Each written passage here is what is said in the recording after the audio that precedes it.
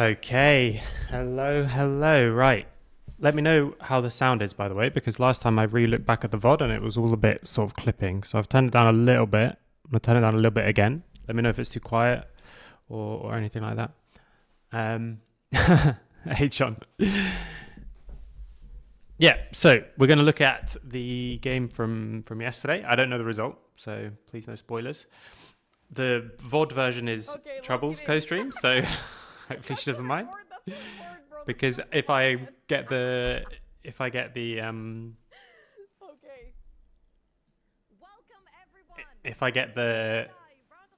ruffle file, then we know the result. Like, you know, the amount of games. So unless it's 5 games, I'll always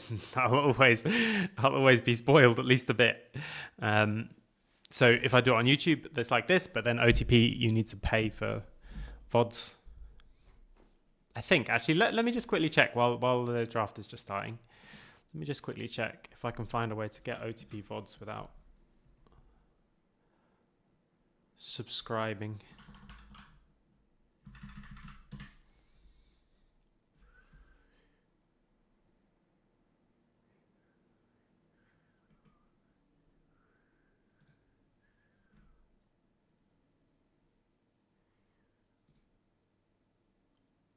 Yeah.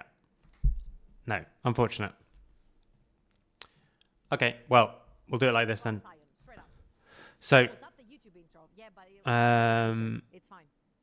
hopefully keep Trouble there so that there's some sound, but not too loud. What's up with his hat, man? So yeah. Both sides, no errors. Brilliant. I look forward to it. Okay, it's a bit weird. It's very different doing it when it's casting. Hey man, yeah, I'm doing okay. It's very different when it's casting than when it's like co-streaming. This, I'm not a big fan of this draft against LR already. I'll explain the whole thing. Maybe I can. What we'll do is, because this is a watch party, like I'll pause it. I'll go a bit like this is 1.5 times speed. We'll move around, but like I don't think Scion denial is like a really big thing against Baus, because he's so fucking good against Scion as well. Like, yeah, he's good at Scion, but he's just going to take Cho'Gath on 3, and then they get their top choice of anything.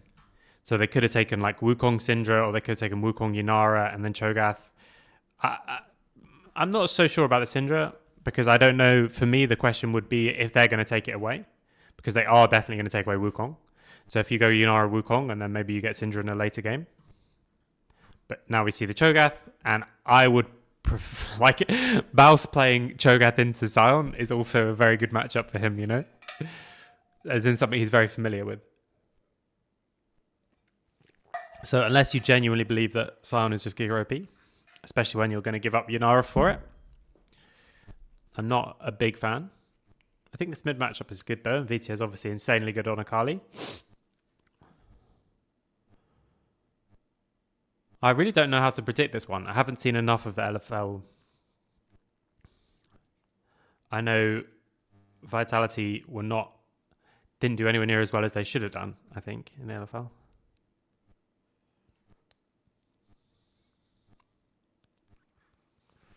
And then you get double AD carry ban as well. So you can pinch the pool even more. Let's just skip through, actually. I'm making this up as I go, as you can tell. Okay, Lee Sin. You get to help reveal the Akali and the Wukong.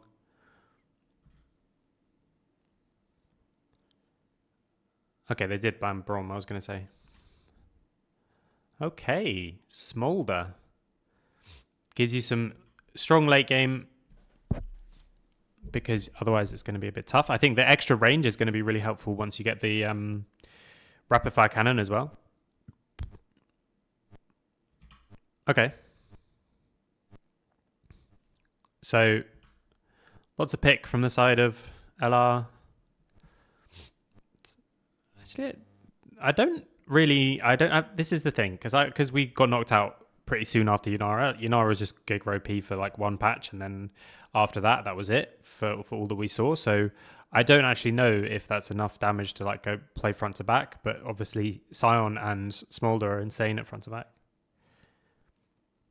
I'm a little bit ill as well, so I'm trying not to sniff too much into the microphone, and we'll see what happens playing it. Okay. Oh, she's bigger than my camera. That's going to be really weird. Shall I make that the different size? Because otherwise it's going to be really annoying. I like mine all lined up, but it's better. I'm sorry, Trouble. I'm going to just cover you up. I'm sorry. I'm sorry. I'm sorry. This does not look good. Because this is the thing, is that like if you're doing a co-stream, you obviously want to be normally talking a little bit more like slower, a little bit more in depth. Whereas it's nice to have the casting as like a boundary, but something to bounce off. But I don't want to just have someone else's comments. I should have just maybe sorted out. Oh, I like this swap actually. Should have just sorted out the Roffle files and just been like, ah, fine, just go with it. Okay. I like this matchup being this way round, and especially as you could have had potential for Smolder to go top lane, because Smolder into Cho'Gath you'd think would be a really, really good idea for the swap, because you get to just free stack on him early on, and also you're not particularly strong level 1, and the Yunara early lane with the Q is really good. Like level 1, sorry. So this could also be partly predicting the fact that it could be Smolder top. I would have put Smolder top if I was Vitality, I think.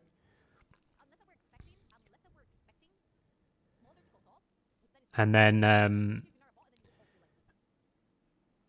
I mean, Cho'Gath early on, all these things flashing on the screen, quite distracting. Cho'Gath early on.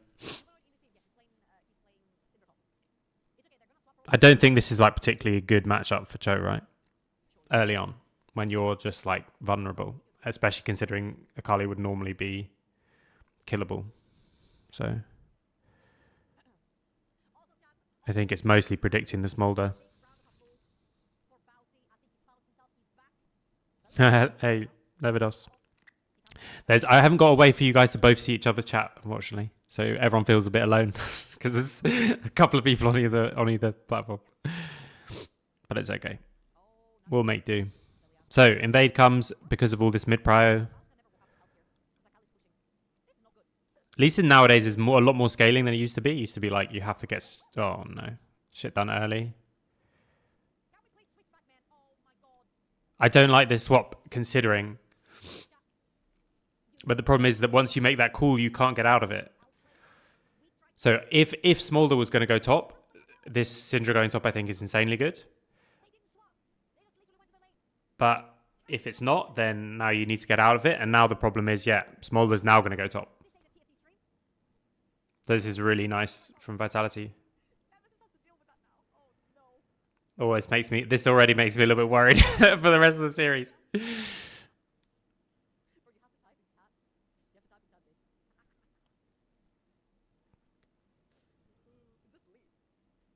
Okay, game's still fairly even though.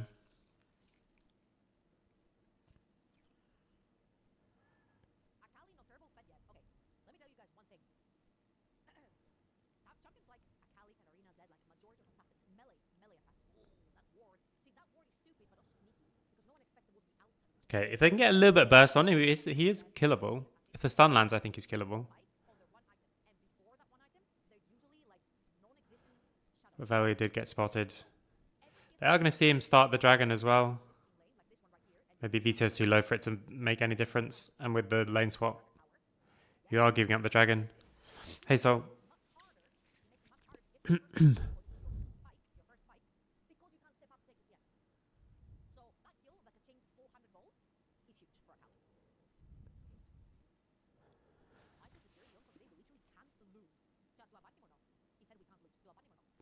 Okay. It probably in the longer trade will just be a trade for the grubs, but we'll see because they've got a minute to get control back now that they're swapping back to top side. And with the extra base as well, you'd think Crownie would be stronger. With the later base, I should say.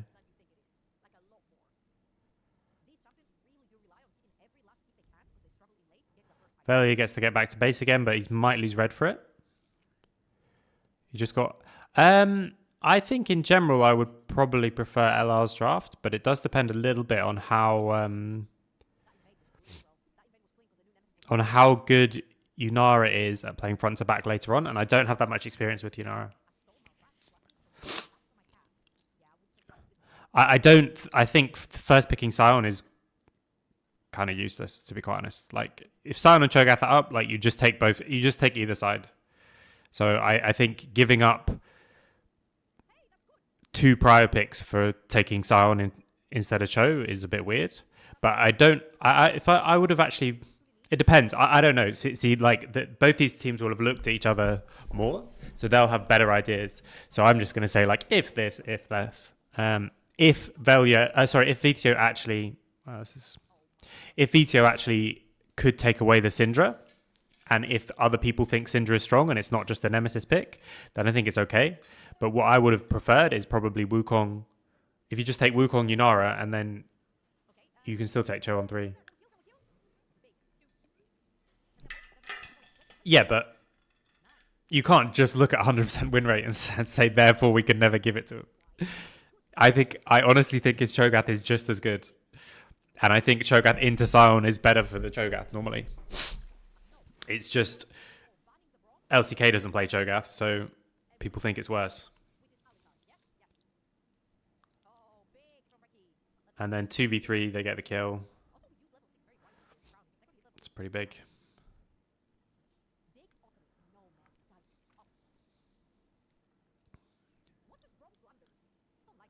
And then the Syndra Cho as well, like, you just one-shot someone.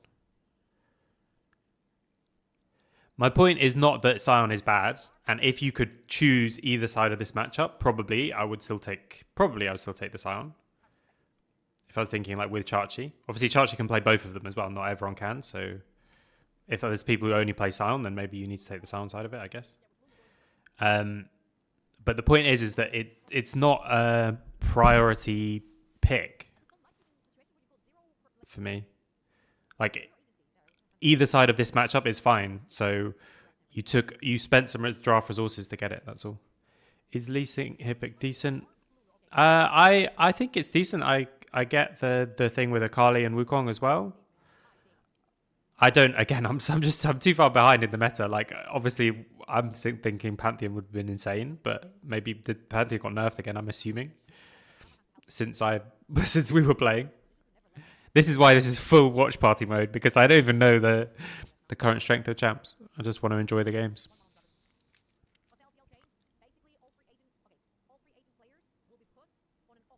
Okay. I would have preferred Wukong Yunara, then Sion, or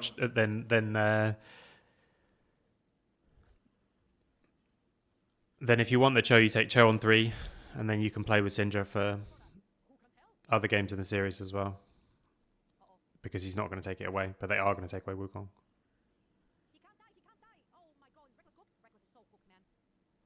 Okay, that's a very just didn't time that dive properly. They're going to die on the back end as well. Okay, Crownie gets one. So it's going to be, can Crownie kill everyone or not?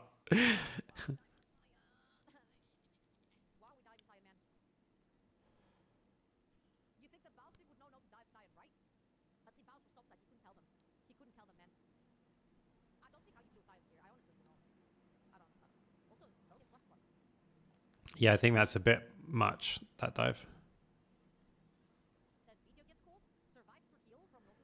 And Vetio doesn't even... Sorry, not Velia doesn't even get his ult off. Yeah.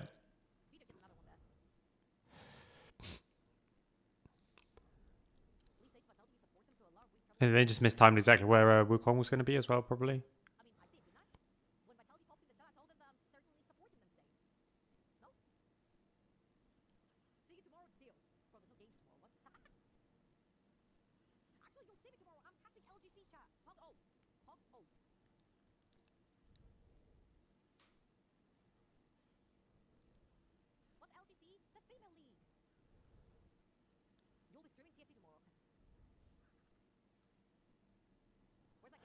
Yeah, and didn't ult.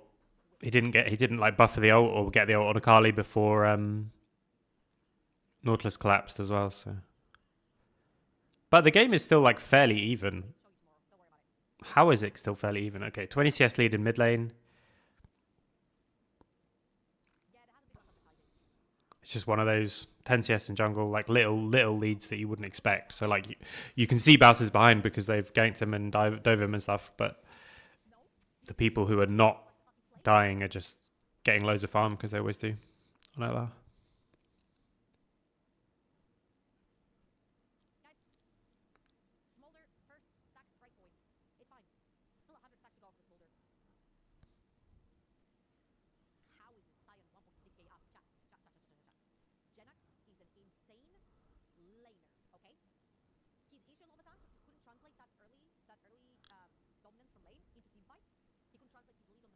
What happens if Vitality B win EMEA Masters? Do they just play against Vitality next split and we just hope that they don't sandbag or share any info, or we just hope that they just are respectful about it? Like, what happened to the whole, like, you can't have two people in the same league? Or KC or whoever, you know? We just hope an academy team doesn't win and then we won't have to deal with it. We won't have to worry about it.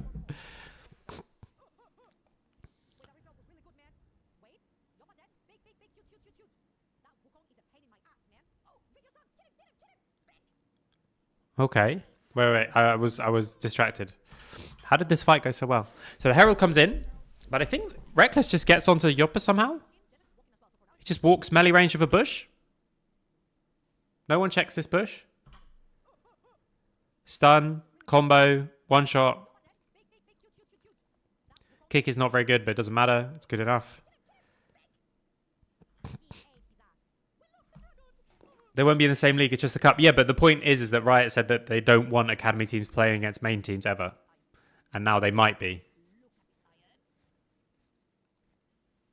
It was definitely not going to be expected. I mean, an academy team won LFL, which is considered the best league. So you would think that KCB is still the favourites to win. Wouldn't they? Aren't they the favourites to win? Okay, massive swing. And Yoppa just going way too close to the bush. This is the thing that's so crazy, by the way, about this whole like EMEA situation, because everyone's doing like tryouts and stuff, and everyone is thinking like, oh my god, Yoppa's had all these like LEC tryouts, which means that these games are like kind of could get crazy high pressure, because this is a really big silly mistake.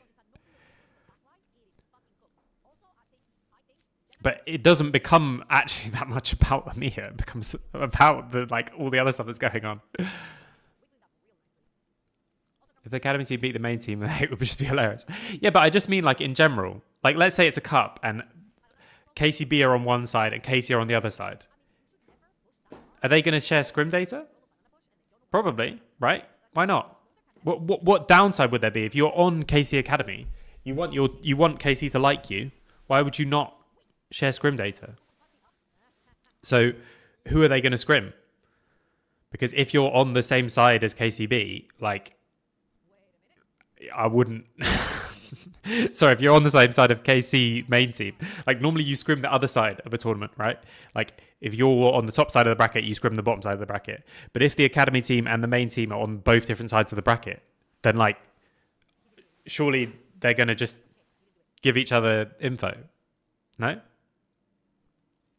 So no one's going to should scrim, like either of them. Really? Maybe it's KC, their main team is good enough to scrim anyway, but like, it's just a bit weird. Okay, wait, I'm going to slow it down. I'm going to slow it back down again. I'm getting too distracted. I like chatting more about like analysing League of Legends. I like chatting shit. Okay. The playing on that spot is really good, like playing on this area.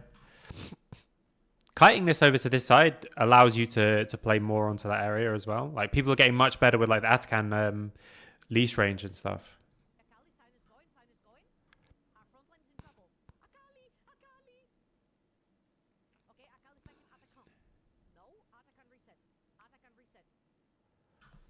Okay. Atakan starts again, and they can just keep looking for these picks. VTO? Oh, okay, he interrupts the second ult. That's really nice.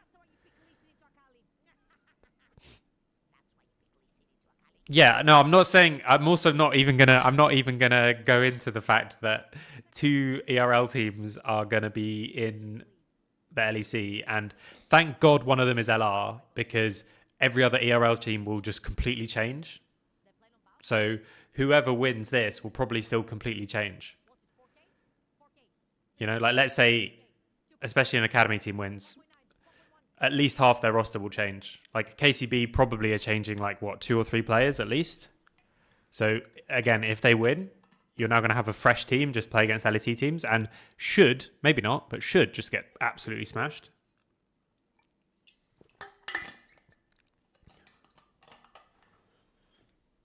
It's cool but weird. I think doing it for winter is the worst time to do it. I think I can understand. Okay, there's lots of good reasons to do it in winter because it devalues the LEC spots the least. It's something to try that they can then do again if it works. But really, if you're actually, I think, creating a system like this from scratch, you would do it in summer. You would say the team that wins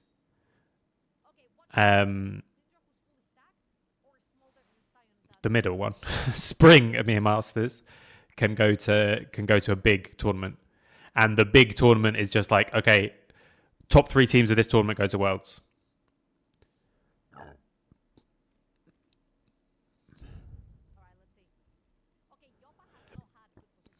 Well, that's a good motivation.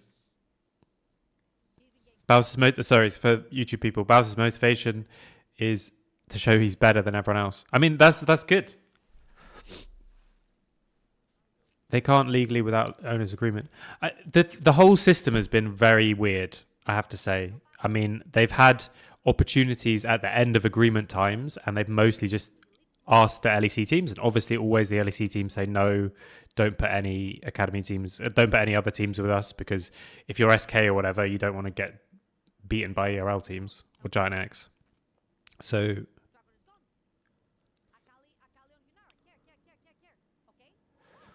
okay, I'm already just distracted again.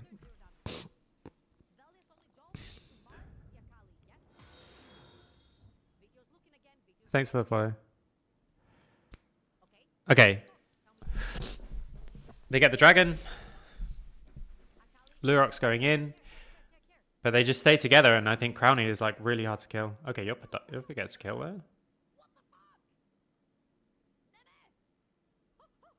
Okay, he still gets one.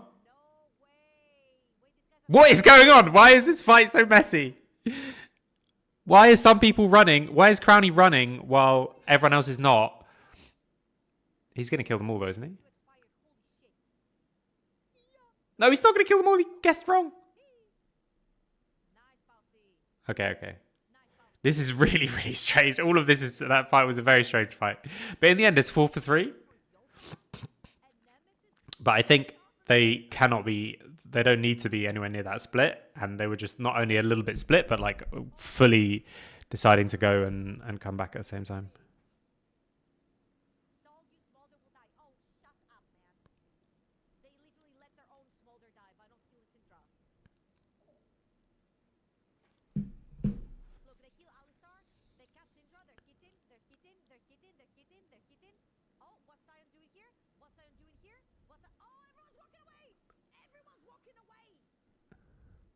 It's so strange. Like, everyone's really undecided.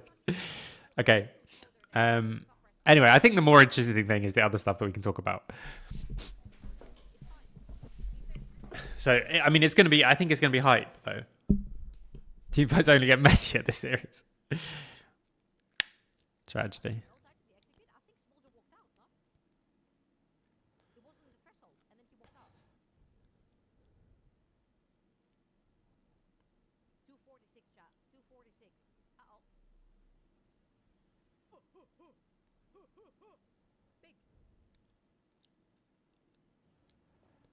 Okay.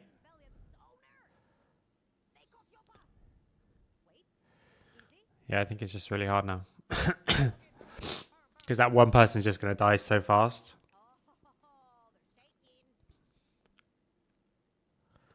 And I think this is the problem with having like a Kali and then these like really big front to back kind of champs, because you've got this Sion and Cho'Gath trade in the top side. So it's always going to be quite hard, I think, for Smolder to get a lot done. Maybe with Rapid Fire, if they'd have been more even by the time Rapid Fire came, you'd get a lot of poke down, which would be nice. But I think LR just stay together and kill the first person. Yeah, he needs 3 items before he gets his rapid fire cannon, and then I think you can start to like poke and get some stuff down. I've got really bad blocked nose.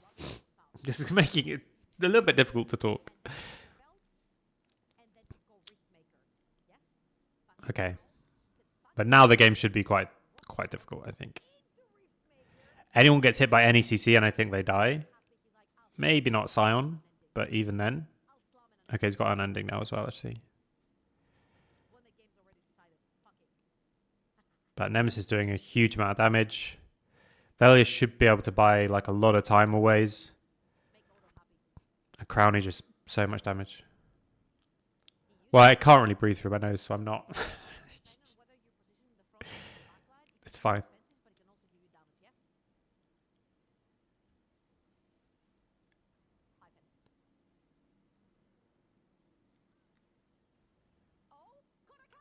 So look, Akali just gets one shot. And now, like, you just don't have... I think you either need to commit to playing front to back, and you take... Right, we're taking Sion first. We're taking, like... Okay, you can't take Azir if he's mega nerfed, but whatever, like, into Syndra, something that plays front to back, and then, like, Jinx or something. Jinx got nerfed, actually. You can keep the Smolder. Or... you play a lot more dive and you say, right, we're going to just jump on Syndra and Yunara.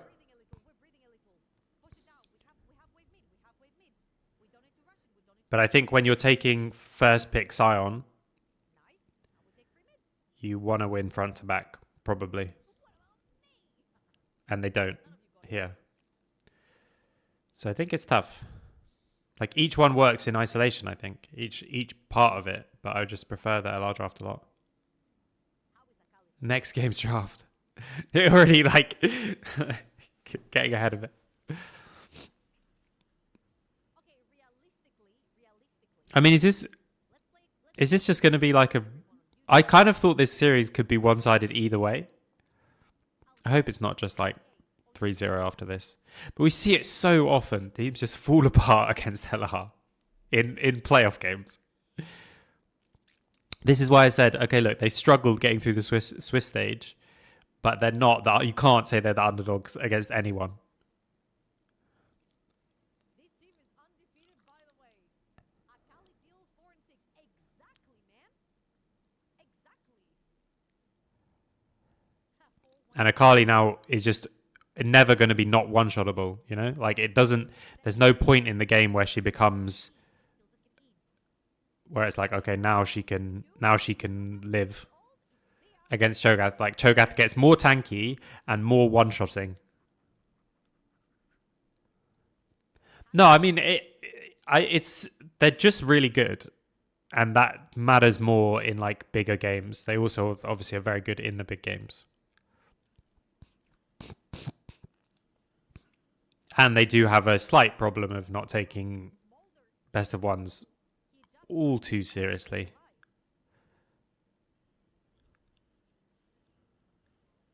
But the bigger the game, the more like that one call in the mid and late game or whatever matters. Or like here, okay, look, Yopad went way too close to a bush that someone almost walked in but didn't walk in, and Reckless was standing there. So he died.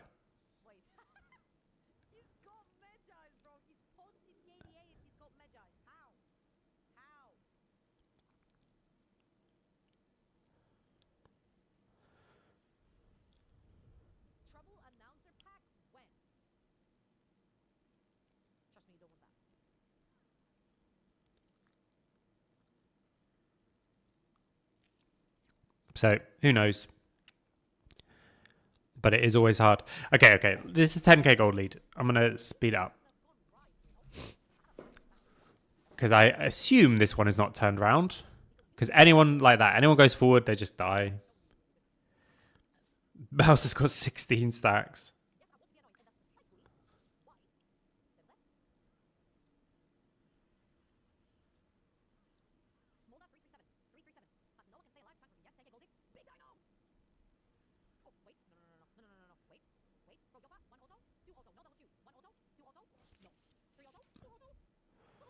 Okay.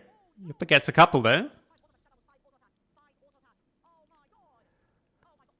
And this is why I think if you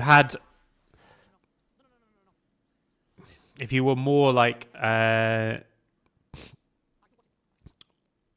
more focused on just like we're just going to play front to back, then I think you'd have more chance.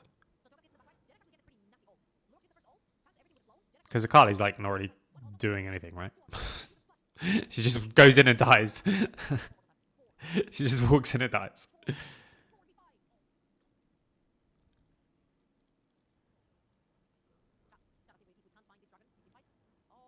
Okay, but Yuppa also now has the poke as well. Yeah, and Akali just dies again. I think this Akali in this comp, I think, is kind of useless.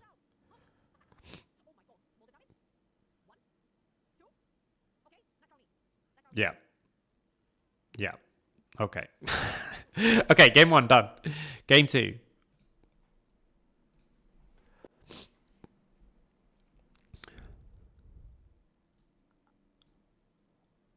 Wait, it's initialized this time. I feel like most time we pick he smashes. Who are we talking about here? Xante? Yeah, Xante. Okay, yeah, Xante's a weird one. His tankiness is all in his W. And I feel like Lost don't have great options into him, but like, he is quite, he's not as great as he wants. Okay. He has to really outplay New person we're stealing their co-stream, apparently. Because this YouTube channel just has picked someone else. Okay. Rise. Still the Rumble bans every game. They're just waiting for Rumble to get nerfed. Script is locked in for playoffs. It does feel like that. But also, isn't Ori better than Rise? Nowadays? So again, like, I don't see... Okay, Vi is... I thought Cagel is a generational Vi hater, no? Why is Vi in this game? I thought Ori was like the strongest mid laner, no? And so you're trading, again, it's the same as the Sion problem. You're taking something as a first pick that I don't think gives you an advantage for being first picked. Yeah, Vi's flex as well, good point. But Vi still has to dive. It doesn't matter if it's top or side or jungle. I would have gone... I think if you take Xin, then you have the Xin Ori combo, and you also have a stronger blind jungler. But the flex, I guess they like a lot. They do love the flexes.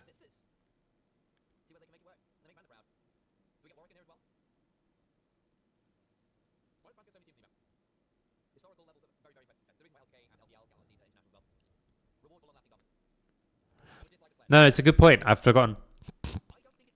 And that is why it's picked, for sure. There's no way they're picking Vi blind.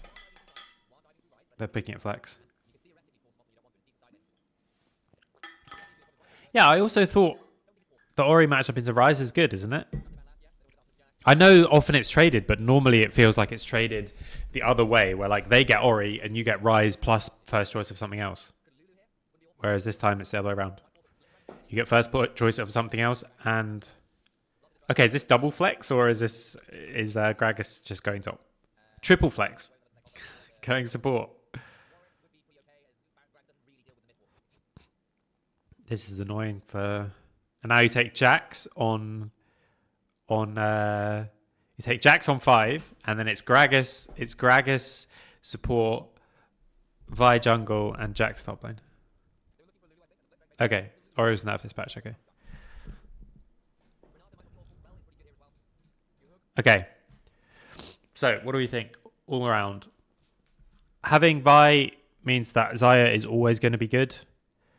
Taking this as extra like dive, Jinx is really good as like it's not it with dive champs, but it's not as a dive champion herself. But obviously, if Jinx gets one kill, like you can just you reset and you get everything else.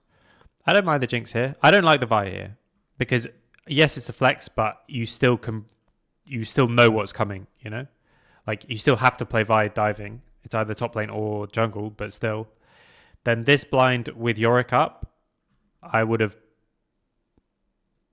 Actually, maybe it's fine. I would default to what Baus wants to ban if he's probably going to take something like Gragas. Really sad into Orianna Jinx. Yeah, maybe it's all okay. But for me, just I think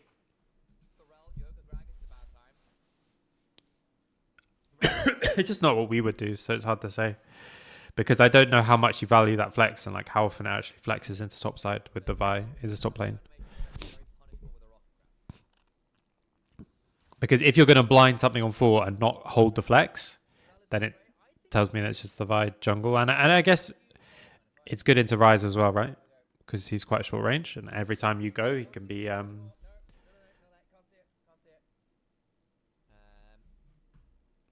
Okay. Like every time Ryze goes forward. Guys. Okay. Okay, now I'm going to put it back to the right size. Or roughly the right size. Okay.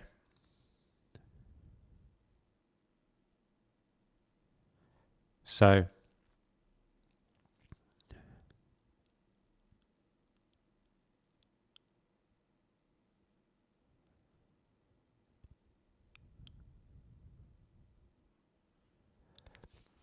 Better comp.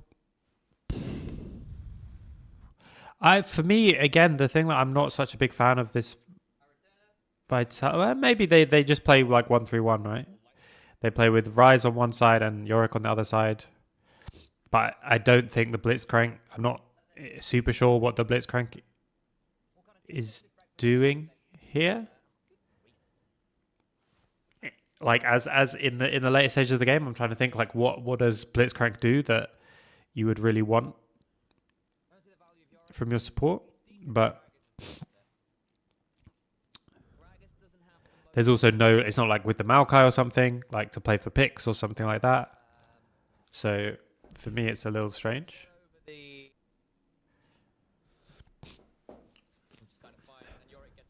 Because LR again, like they're much more like they're all going to jump on one person and then they're going to try and kill that person. And I'm trying to get it to the point where I can't ever get it to the point where I can hear something, but not actually be distracted. So that's just going to be how it goes, unfortunately. If both sides are Genji, blue side almost always wins. But they're not Genji. That's the problem. If both sides are an LEC team, I would say red side almost always wins. And this is not even LEC teams.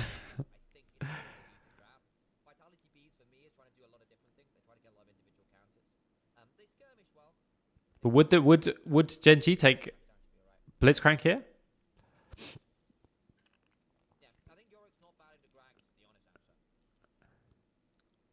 So you could have just slammed Rakan, maybe even, if you had enough junglers.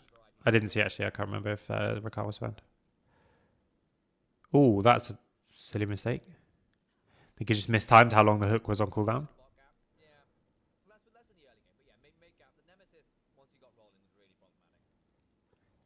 But the fact that Jinx already has lost flash is really bad. They pick it with Maokai a lot, right? But do they just blind? But this is my point: is that like I'm not exactly sure how it's functioning. So when I'm thinking about draft at the moment, because I'm not so clear on like what's priority for what, because I haven't been scrimming for months. Okay, the hooks have been insane. What I'm thinking is like, what is it going to bring to the game later on?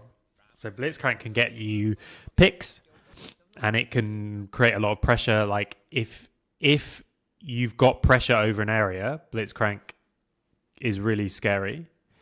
But if you don't, then Blitzcrank is like, it's less engaged than any other pick, and it's less engaged than an engaged pick, and it's no disengage, right? So for me, I'm trying to see like how, even if it's Gen G, like how they actually would want to play with this comp. So if it's Gen G, they're getting massive pressure on both side lanes, right? Yorick is going to have a huge amount of pressure. Ryze is going to have a huge amount of pressure on side lanes. But the three, I don't understand the Blitzcrank in that sense. That's what I mean, and that's what I would be.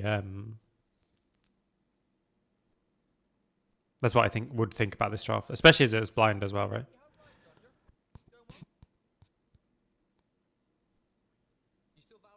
Oh, what?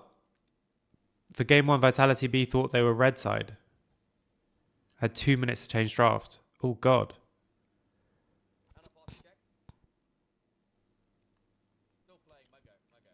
They can open to either side lane as 3 and guarantee a kill.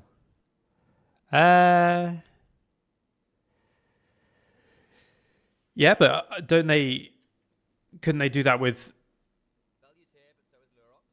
any other support that has like better engage, or like, okay, Rakan I'm assuming was banned, but let's say this was Rakan instead. Isn't this just way better?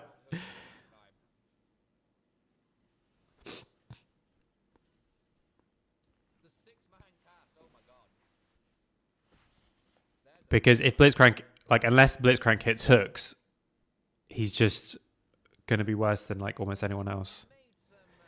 But I also think if you've got Yorick and Ryze, you probably want to be winning either of those side lanes as 2 as well, rather than needing 3. Yeah, I mean, Nort was played last game. Thresh, I wouldn't mind, honestly, because then you can also play more defensively as 3. It's much harder to punish the 3. I don't know if you can blind that. Or Rel yourself. I guess you could play into Gregor support or something, I guess, but I think it's okay. Never apologize for having a different opinion. Absolutely fine. Like, I might come and disagree with you. We'll have those conversations. But never feel like, I don't want you to come away feeling stupid having said, say, hey, I'm not sure about this. That's fine. We can talk about it. Because it's very hard actually to just like full win game from winning side lanes. I guess, like, is it just for that combo of the fact that they can just snare someone and then hook them if they get close enough? But I still think your team fighting is much worse than if you had a different support, and I think your 3 is much worse than if you had a different support. Like, your 3 is in without both the side laners.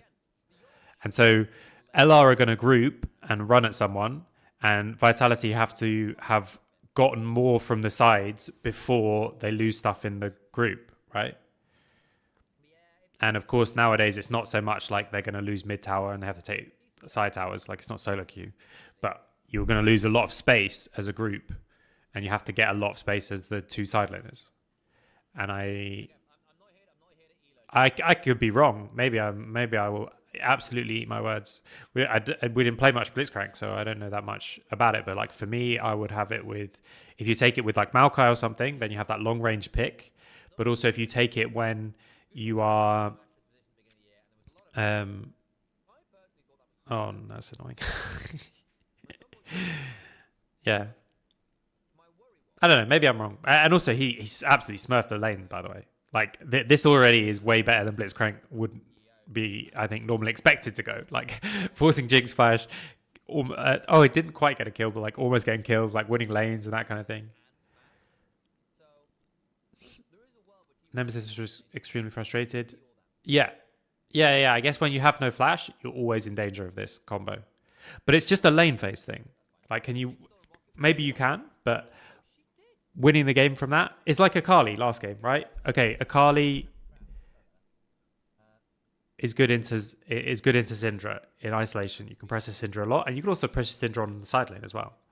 But in that game, Akali was really strong at one point, and then just from 20 minutes on was like Akali was just walk in and die, walk in and die, walk in and die in a team fight. Like you just get one shot by anyone. And you just like, I ran into Cho'Gath and he 100 to 0'd me. Oh, next time, I ran into Syndra and she stunned me and then I got 100 to 0'd. Oh, I ran into Lee Sin and he kicked me away and then I got 100 to 0'd.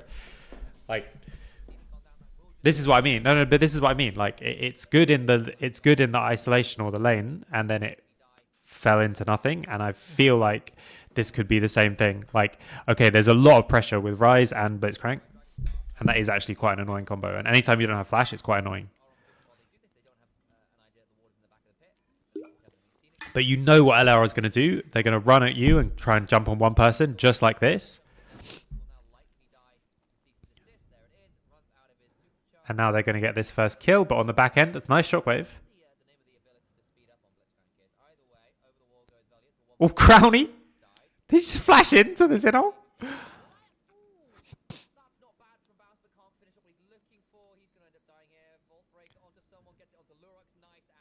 Oh! That's done almost. That would have been another 2 kills.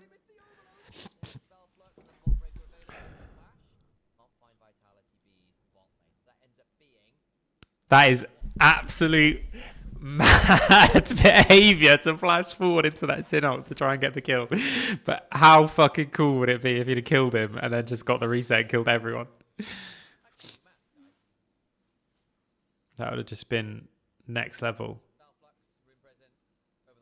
Well, the combo gets the flash.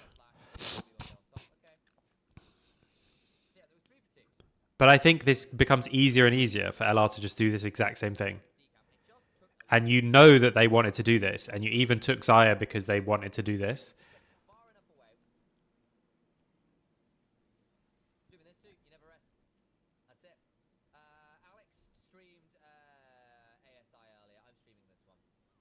That was absolutely wild. I don't think he's that close, but it would be so cool if he'd just killed him there as well. Also, if that stun hits, they all die. And this is what we've seen a lot in EMEA Masters, is that in the moments, it's just sometimes a bit of a hand stiff, and it's like people just play badly against them and they just juke everything. It's always the same. It's always the same. And this is why, like, okay, I don't care if LR aren't the best team. I mean, even if they lose, like, let's say they lose this series or they lose next series or whatever, I have no problem with them going to LEC because I'm pretty sure the other teams will just mega choke. And I'm pretty sure they won't. So it's quite good.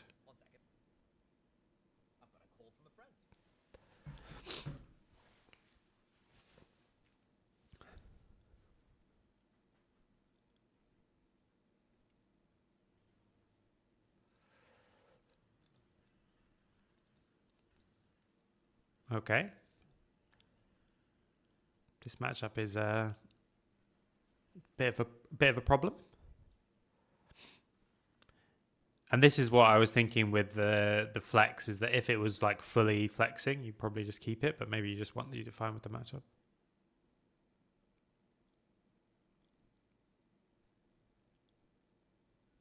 How much of a gold lead does Vitality B we need to win this game?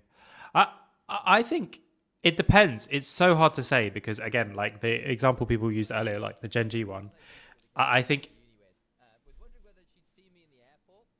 if the game was going like this, it's fine. It's not like they really need to have a massive lead with the champions that they've got. But the downside is that it's hard to play comps like this.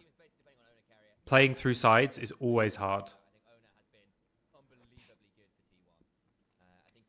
Honestly, I think bottom tier LEC teams will get capped, especially because they'll be new. There'll be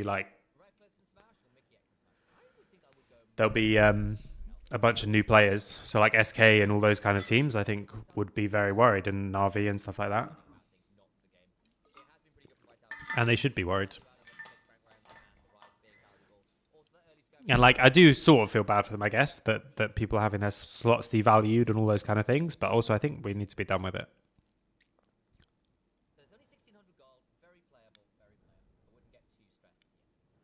Because ERLs are sort of all dying. And I think if you could even have the chance to play higher level, maybe they wouldn't. But actually, to be honest, even this, like, this rule change mega sucks for the NLC, guys. Because now LR aren't in the NLC for winter, right? And it mega sucks probably, like, if like KCB or whatever go as well, then it also sucks for LFL. They've at least got enough big teams.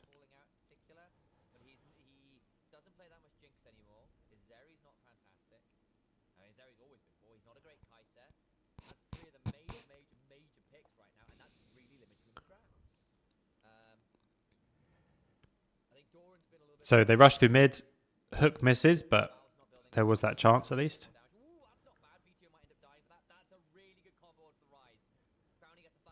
They jump on one person and he dies. Oh, it's a nice silence though. Oh, now the flash hook. Okay. No, I don't entirely know when Nemesis was. Did he just come up from bot lane and then got trapped a little bit? Because they instantly jumped on the one person, they killed the Rise. That's how the comp's supposed to work, and then you're supposed to reset and run over the rest of the comp. Okay. So it's getting better and better for Vitality. Maybe it's just going to be a Blitzcrank diff after all that. So they kill VTO. Oh, Nemesis is just in the middle of everyone. Okay, so Nemesis was just like in a really, really tough position at the beginning and didn't have flash. And then flash hook. But I think the more, if it's just an organized team fight, then it's still very heavily in favor of LR. So that also makes it hard to answer your question of like how much gold lead did they need. If it's like 3k gold lead, but then the team fight is really like kind of organized front to back, they can still lose. And if it's an equal game and the team fight is really scrappy, then they can still win. It's just organized fights are easier. That's another.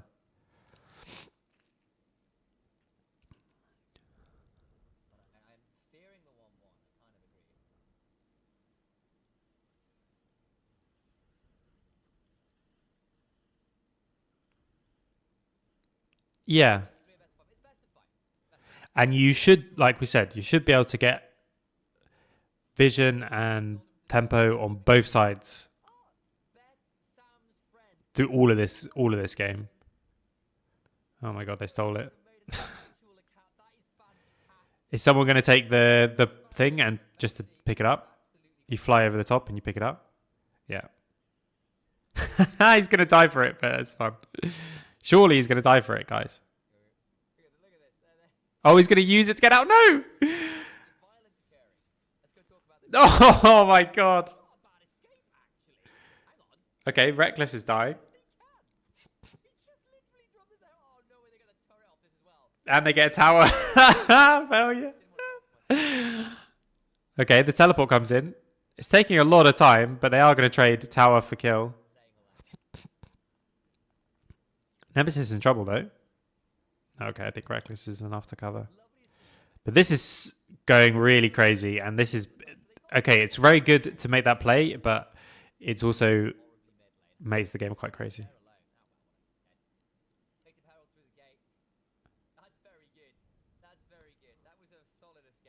Yeah, I mean, it's a...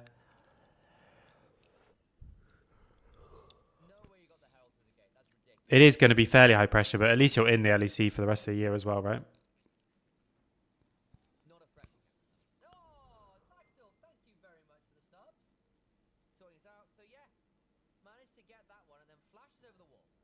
So he waits a bit so that he's going to pick it up. Which means you pick it up. Then he realm warps away. Sorry. Heralds away. Gets the tower. Teleport comes in. Baus doesn't quite manage to stop it.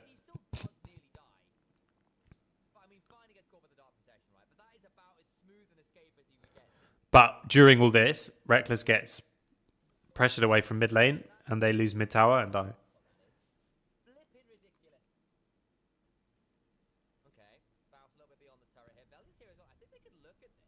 good chunk. Dark Procession buys some time, but they're still going to cease desist. That's And they don't even need the Vial to pick up the kill. 3-1.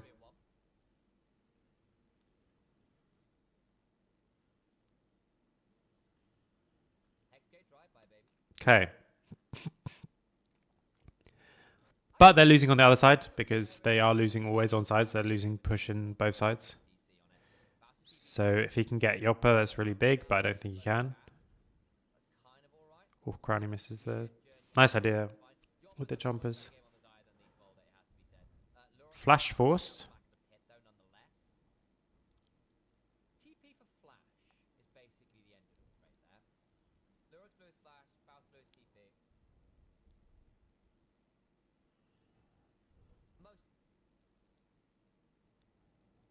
What is this little zoom in? Oh, this is for the Atakan spawning, isn't it? Okay.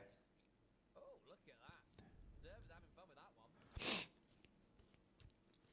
Yeah, Yorick team fights can be quite tough. I think actually as well, like if you think about the Blitzcrank combo, that E, exactly. That E is quite a big slow for the Blitzcrank. LR loves starting this nowadays. They just force fights. They just take fighting comps. Then they force fights on Atkan. Baus is trying to buy time. Oh, it's tough. Really nice ult from Xin.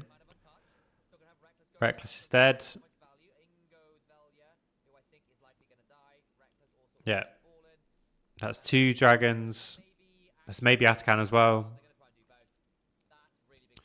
Yeah, LR is always proactive, it seems, in these series that we've watched, even when they were like falling behind and stuff.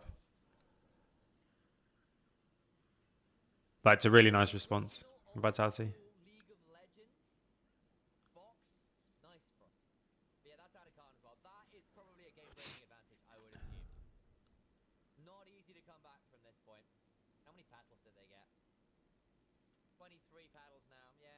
Okay. 3k gold lead, 2 dragons. It's still like an organized team fight. You can still run over Vitality.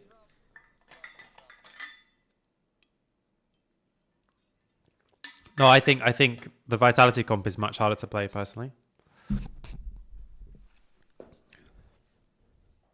You can like obviously any hook on like a priority target is good, but you all just run at one person, get that one reset. I think even with this gold lead, if the fight is like you can one shot one person, like when Rise got one shot, that fight should go well. Like it was only because Nemesis was basically already dead for it because of his positioning, like because of the position he was in, not because he moved into a bad position. So if Jinx gets like one reset, especially when she gets IE. So trading is good. If you're the team that can scale, like trading is good.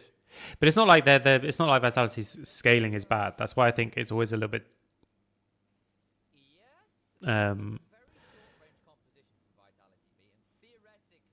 misleading sometimes to talk about scaling, because like in Blitzcrank can scale insanely well. Like he can scale terribly, but he can scale insanely well, right? Because if you hit one hook at 40 minutes, you can win the game.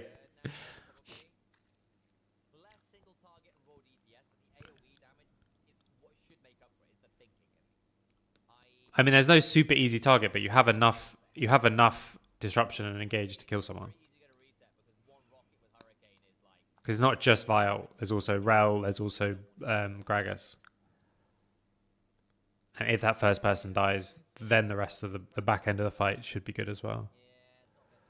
Other than the stats they give in the UI, is there anything else I should look at to judge the game state? I think the best thing for game state is probably still just like gold lead, like overall gold lead. Like it depends how simple you want to be with it, you know. So the first thing would be overall gold lead. Like if I'm ever talking with people who know nothing about League, and more than 10% is a lot. Nemesis is going to die with the round warp. And when he just felt like he's had no flash all game. So, yeah, so now it's like you've got 40k and you've got a 4k gold lead. That's a big gold lead. The 10% thing helps because obviously gold lead doesn't equal the same. But that's just like the simplest way of looking at it. If you're thinking about it and you know the game, the things that you should be thinking about is which team wins like grouped up front to back, because those are always like the most the easiest to play. And then in the middle there's the dragons and towers and all those kind of things. So it's it's not a simple question, unfortunately.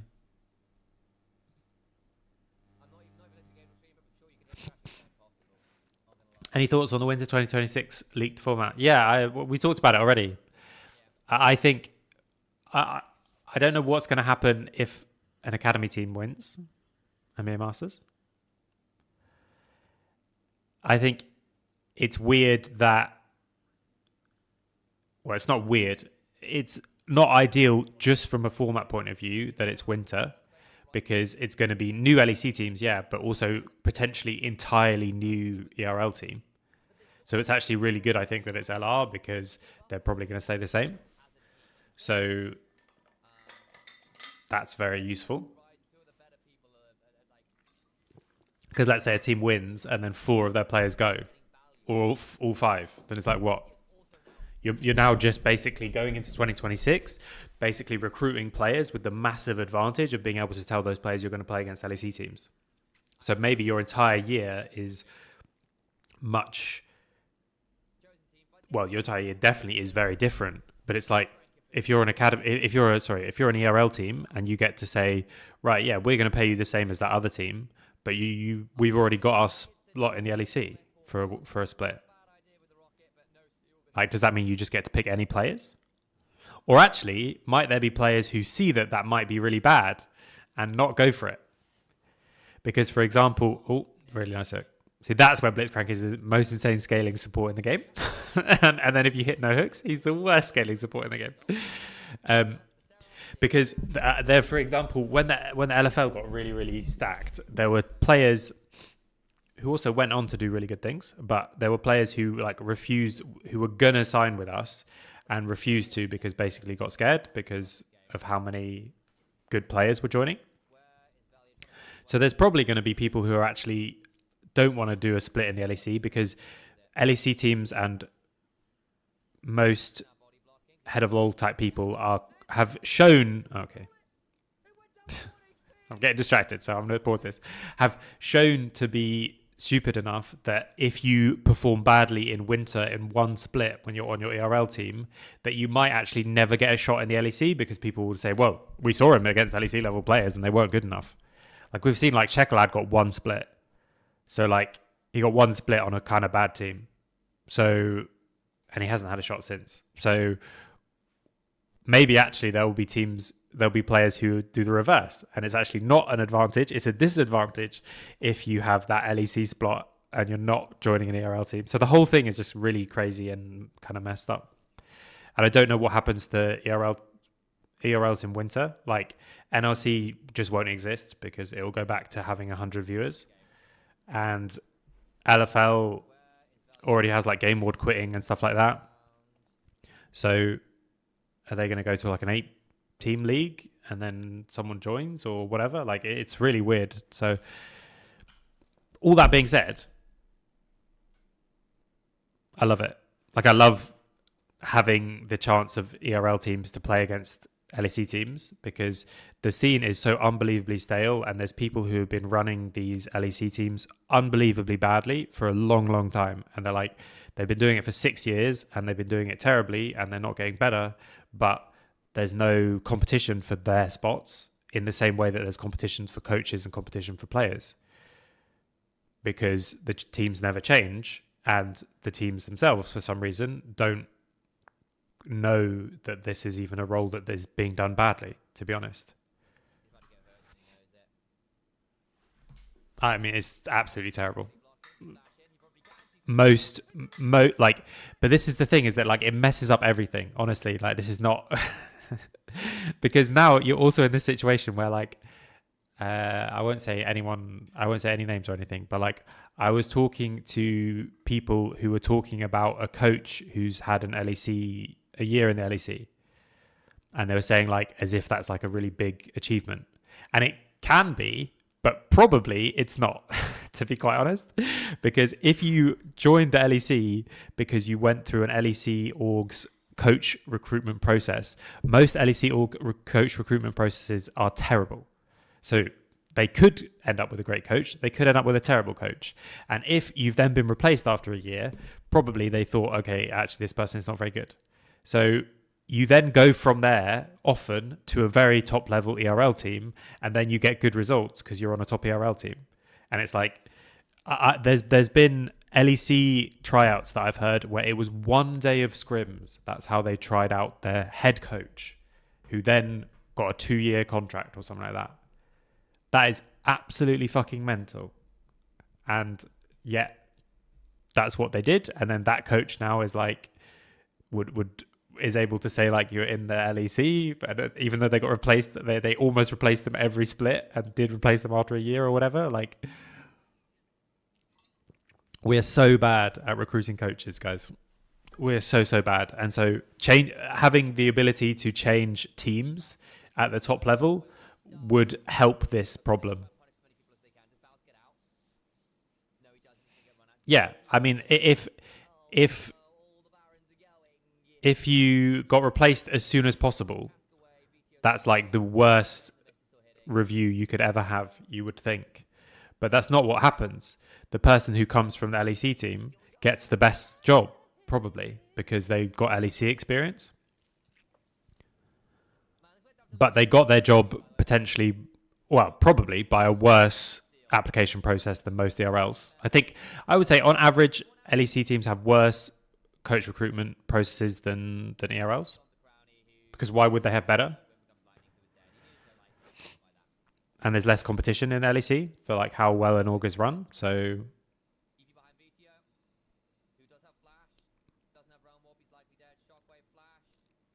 okay, so they got the steal, but 3 dragons. This should be definitely enough to win, but it's going to be about how they play the map for the dragon. Maybe they kill on the exit, but decap's here.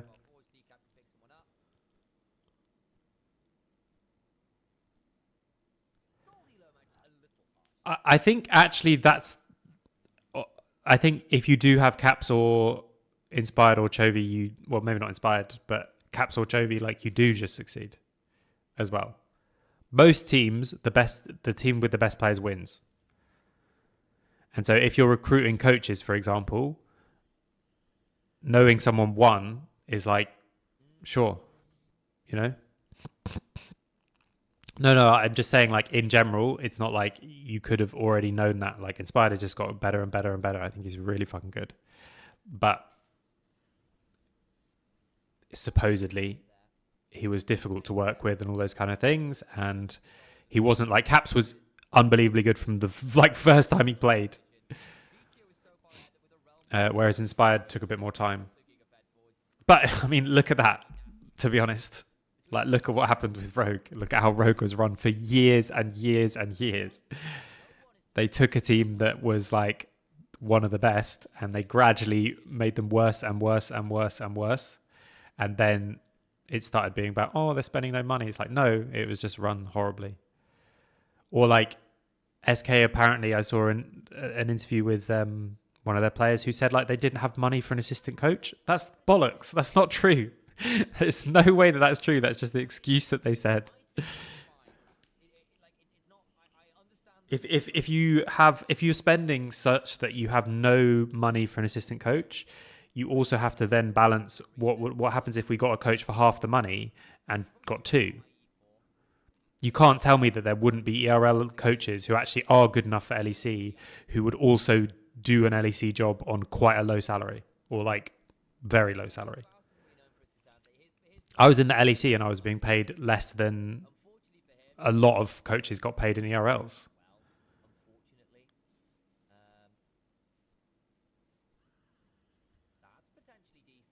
Okay. That's a big mistake. Doesn't need to recall there. He can just take the portal and then instantly recall as well.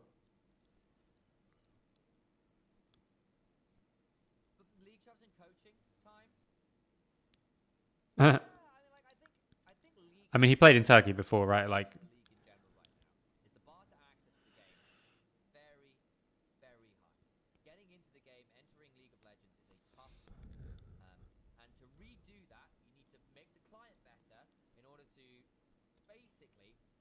but like,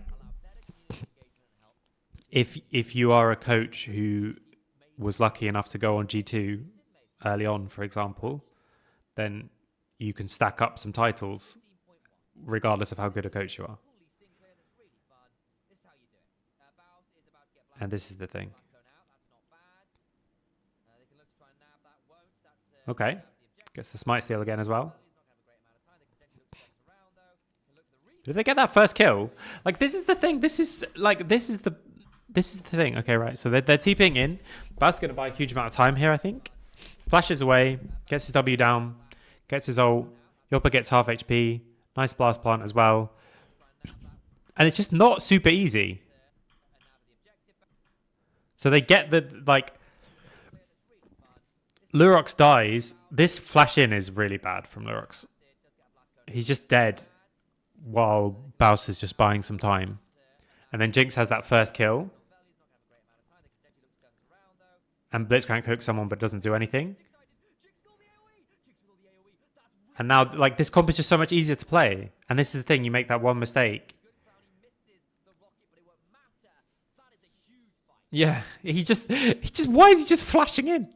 Like, yeah, it's Soul, but like, if you win the fight, you just win the game, don't you? Just play the fight and you win the game.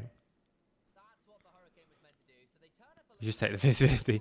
Well, yeah, also, when you're behind in the game, you for sure take the 50-50, but this is wild. It's just YOLO.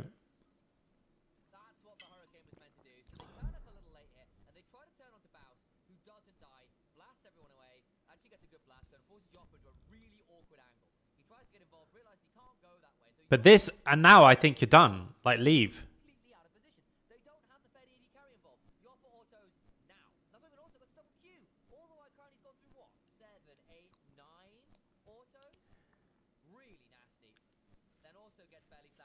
I mean, if that flash had avoided the body slam, that would have been insane. LR early, I sleep. LR late game, real shit. That's true. But also, they draft those comps.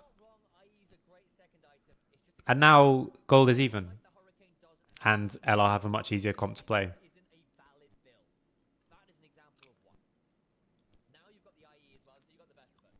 Now Jinx has IE.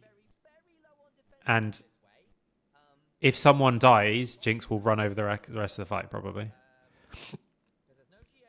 And I still think Blitzcrank is not really doing anything. So it made the lane hard. And he actually hit one insane hook. But I don't know why I don't trust Vitality to perform. It's not even the same team.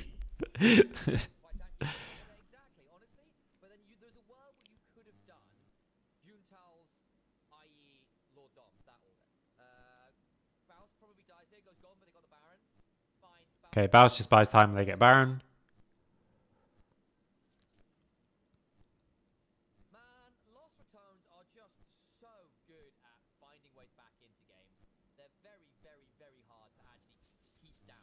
I mean,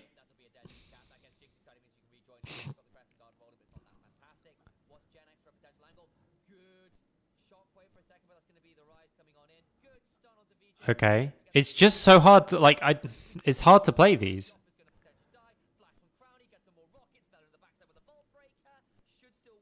It's just so much harder to play their comp. That I don't know why they're running forward here. Like, before. Like, what is Blitzcrank doing in this game? Not like the player, like the champion. This is the same. What is Akali doing last game? What is Blitzcrank doing this game? Yeah, Vatio just 1v5 ulting in. But it feels bad, I think, now. Like, you're already a bit tilted from this. Like you think you're losing now suddenly, which you kind of are. No, it's just like, yeah, I don't know. There's just a couple of pieces, and it was the same last game. There's a couple of pieces for me that really make the whole Vitality thing a lot more disjointed than it should be. Like Akali last game, you have like Smolder Scion, and you know it's going to be tank v tank top lane. Okay, if they only had 2 minutes to prepare draft because they thought they were on the other side, then that's mega shit. But still. And then this game, like,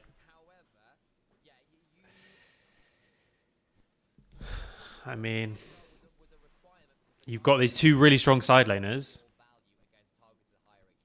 Then you've got Zaya who wants people to come towards her. It's hard. It's just already hard, like playing two strong side laners, and then you've got a support with no peel at all, and that then makes it, I think, if Blitz misses, it becomes pointless.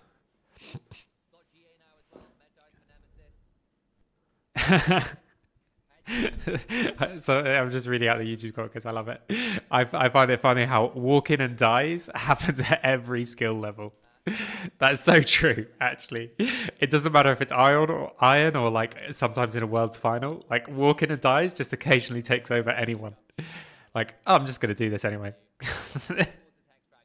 And people will literally be like, I don't know why I'm doing it as they're doing it. No, you should prepare. You can prepare roughly, but nowadays we don't really do like full specific preps for both sides because by the time you get to the other side, so many things are different. I mean, I don't personally. So I would want to know roughly how we're approaching both sides and specifically how we're approaching the side that we feel that we're in. And now they just hope, they're just lost, I think.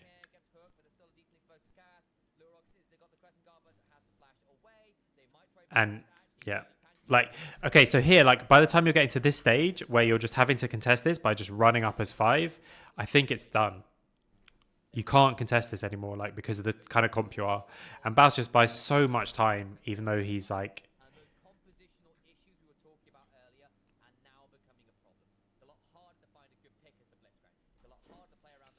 And Blitzcrank just can't do anything in this game. You have to just leg it up mid lane, hope we win, hope they mess up and we get this soul, and then maybe that's enough. But any one person could just be dove on. Ryze just dies. Baus just buys way more time, and they get their first kill. If that W hits, that was definitely another person dead, but he's going to die anyway. And now it's... Stop taking comps that are really difficult to play versus Lost Ratones. It's too hard, guys. I'm going to quickly go to the toilet and then we'll watch the next game. But it's too difficult to do this. Please, something simple.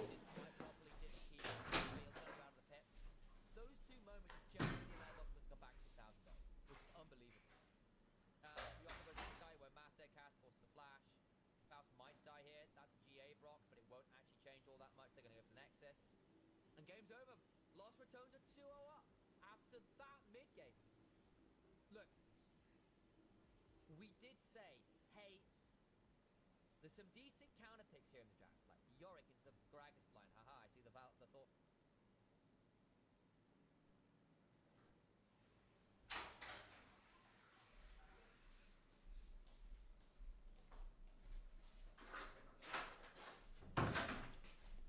Okay. Game 3. Oh, we're initialized again.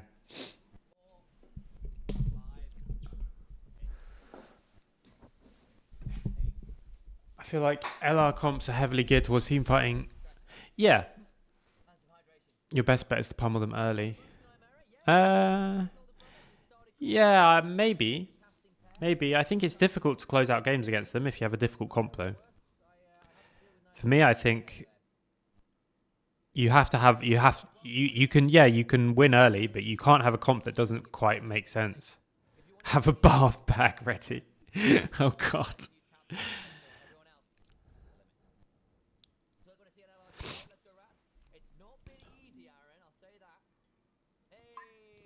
Let's skip forward again. LeBlanc ban, Aatrox ban. So I'm guessing Rakan was. You take Poppy or what? If anyone is interested, unfortunately had a disappointing last showing, kind of got let go. So it's now Yeah, on Vitality. getting through lane phase gracefully. I don't know about the biggest strength, but they're very good at it. He is performing. As is Jenna. So is it Ziggs flex? Lurox, actually, in a small way, if I remember correctly. LR can pick it now for jungle. Yeah, I agree. Poppy wouldn't be awful here. I mean, if it doesn't matter what team, if both your solo laners can't farm, you're gonna lose. It doesn't matter if you're LR or anyone.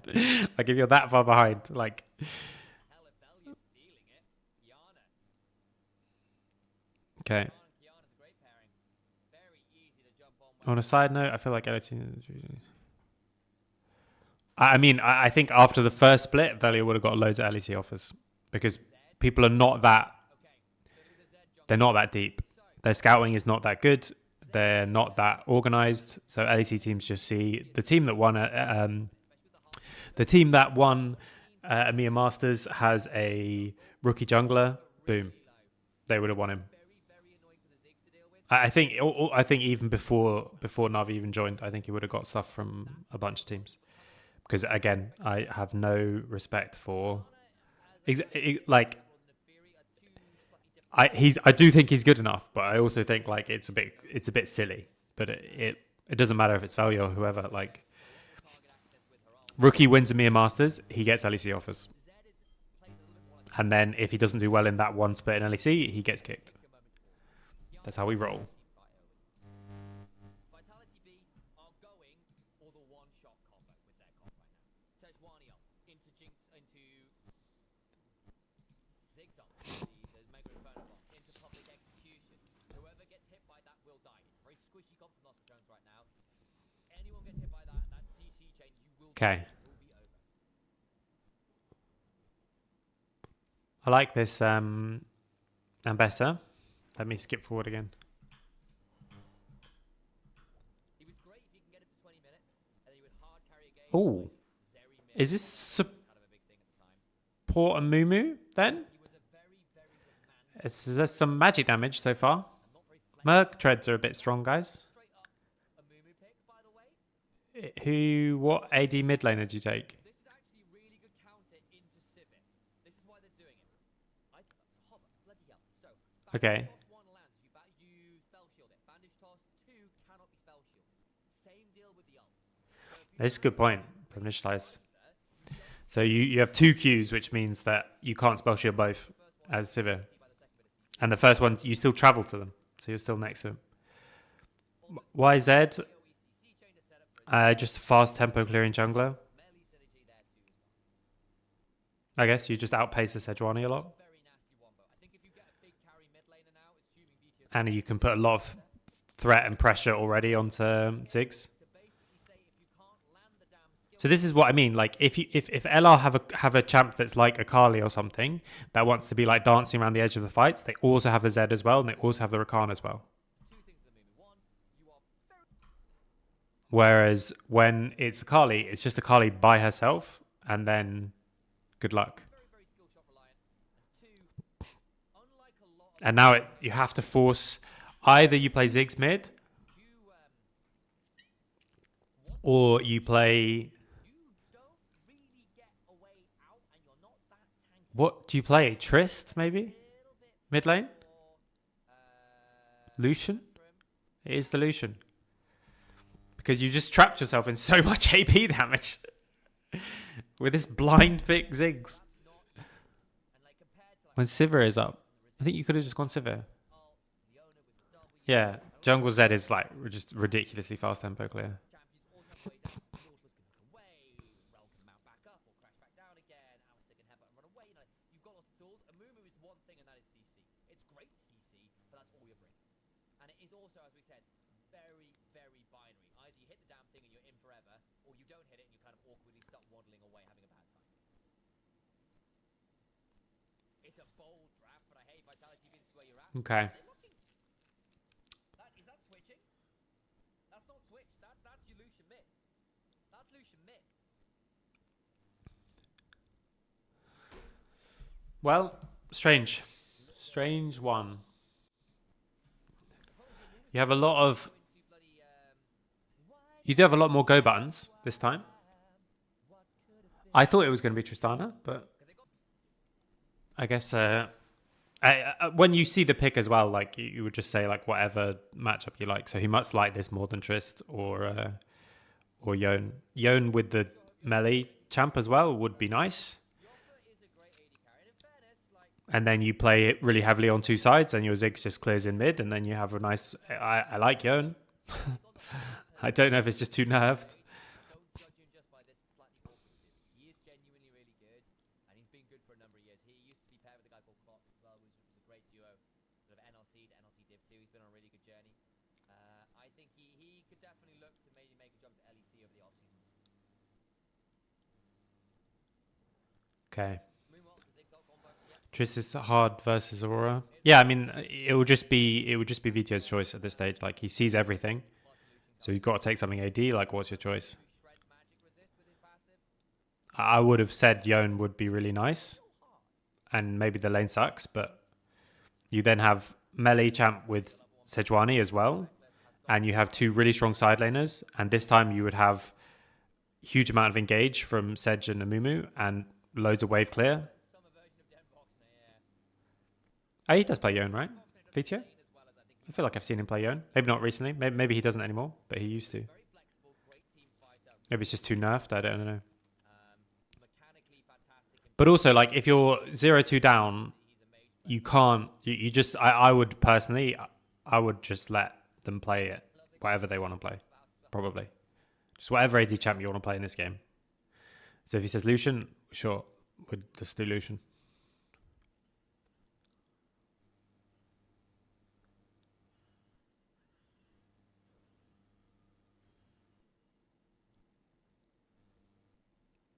I wonder why they prefer the Zigzag instead of Lucian. The Ziggs is better into the Civic. You manage the wave clear better. Probably step one. Okay. Um, Because if this was Yone, I would actually be probably a bigger fan of Vitality's draft. harder, but hey. But I think now Lucian is ridiculously hard to play as well after the lane phase against all of this. I think Ziggs is hard and Lucian is hard. I think if Vitality are the ones on the front foot who are going in, then I think they can win for sure. But I think if they ever get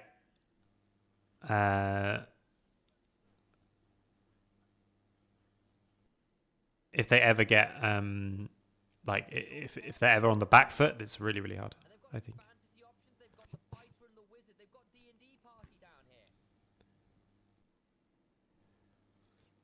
He doesn't pick Yone. I mean, he has in his career, he has been a Yone player, right? And it's a fake. But that doesn't mean he plays it now. And also, if it just got nerfed. I just think, again, if the lane is better, I don't care that much. Maybe it's just the way that I think about the game, but especially the way that this series has been going. Ow. Gen X could trade there. And LR are just happy to be like, yeah, we'll be a couple of thousand gold down, but we know like our comp will be better to play. Let's pray Crowley got hit with small hitboxes. Ooh. Nemesis. And it doesn't look like this lane is going mega good, although it's fine. And important. Like, I mean, now he's in a tough spot, and Sedge can't even break the freeze, but Scuttle crabs he did. He got the double scuttle and reset for the longsword. Because this is what happens with the Z. Reckless, battle dance. Reckless gets a nice interrupt. It's really big. Z clears so fast he can reset Because Crowley didn't take... the longsword. He has to take cleanse, I guess, so he can't take TP to match. Double longsword. Gets to go for an X clear. Will have a fantastic second back as well. It's a very nice start for the Z. We've not talked about it too much. We probably should have done. So like we said already, like Zed is just ahead from 1v1, clearing faster. Fight. Add Scuttle Crab with the double longsword advantage. Pretty significant. Nivea Best Channel. You know it. Great to be collaborating with Nivea. He's a lovely dude. Been working with myself and Nightmare all year, which has been pretty cool. And also their top lane phase is good, but not clean. That way. Ooh, not bad chunk there. The twofold hex landing means the decal can't look for it anymore. Yeah, that's rough. Yeah, I mean, this... I feel like Lucian... I don't even know if Lucian is that Bowser's TP back in. like the strength of Lucian in this meta anyway, in general. Decap is here pressing away from Bowser, standing behind the minions, preventing Decap from running too easy an angle. You could still get bandage tossed here, Nemesis, but they won't. He had the between worlds, it would have been tricky to full send it. And Reckless is here. Okay, so they're going to come through mid, Cons being so different, LR playing for picks with triple assassin. and they're going to maybe take the dragon with just this bot crash and mid crash. Fight comp and lockdown. Even then, I think Vitality B's team fight comp is very much about I CC'd this one person, screw you in particular. Because it's Sejuani ult, into a Mumu ult, into Ziggs ult, into Ambassador ult. If you catch multiple people within that, all well and good. But Yeah. you're trying to hit Again, like I think when it comes down to it at this stage, you just say like, what do you want in mid? That's how you do this.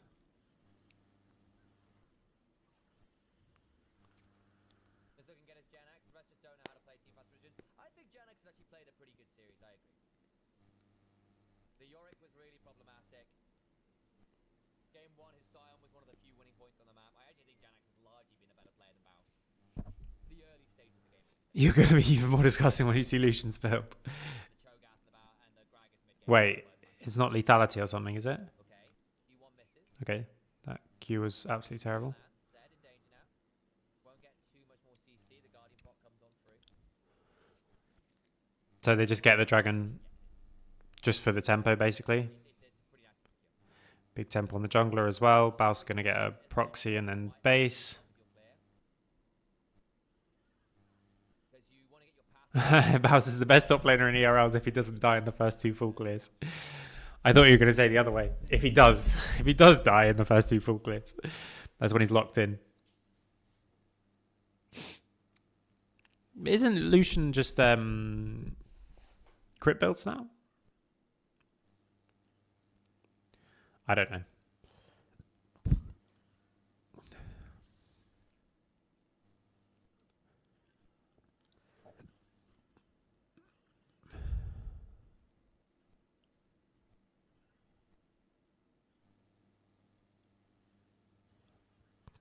Yeah, he is. Okay, so yeah, he is, but he's not going crit. Might that be hard losing the late game? Do I agree with that statement? I'm not sure, because I think late game, Lost Returns I just bloody squishy would love a Yone. for all the chaos On my screen, I would love a Yone in mid lane. world where late game you get hit by one bit of CC. That's what it always used to be, but I thought his crit got adjusted so it was better. That's why he first came back into the meta again. That's what I thought. But maybe I'm wrong. For all that, obviously, the scaling of a quad carry comp is pretty scary. 1-for-1 in grubs. I think they're going to have to give it the second one here. It's potentially nasty angle. Quickness in the backside. But he's not even 6. A Mumu? Gets bounced right Probably gets comboed though. comp. We should get some value here. But dive Okay, it's a good fight for Vitality. great. LR. Where is And this time I think it's not the same as before, where they need to have this like big gold lead and they need to make no mistakes. Because Sivir does become a monster, but I think it's much easier to play their comp now. Mega Inferno Bomb and Bessa is like a dead sentence to everyone. So how did It's Kraken first. That I feel like I haven't seen in a long time. okay get Sejuani ulted into seismic job? Yeah. Let me look.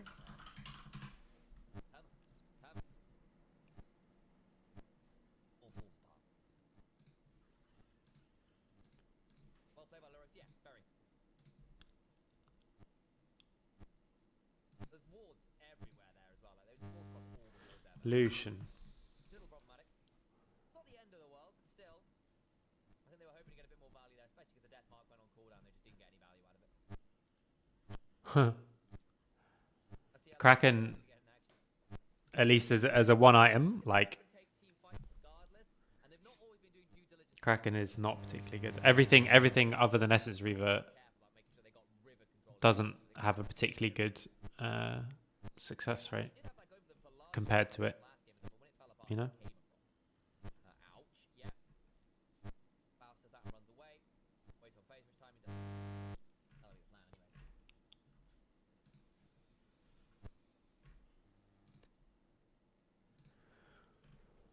Yeah.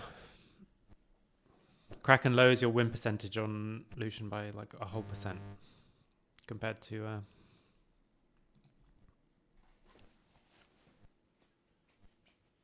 Essence Rio.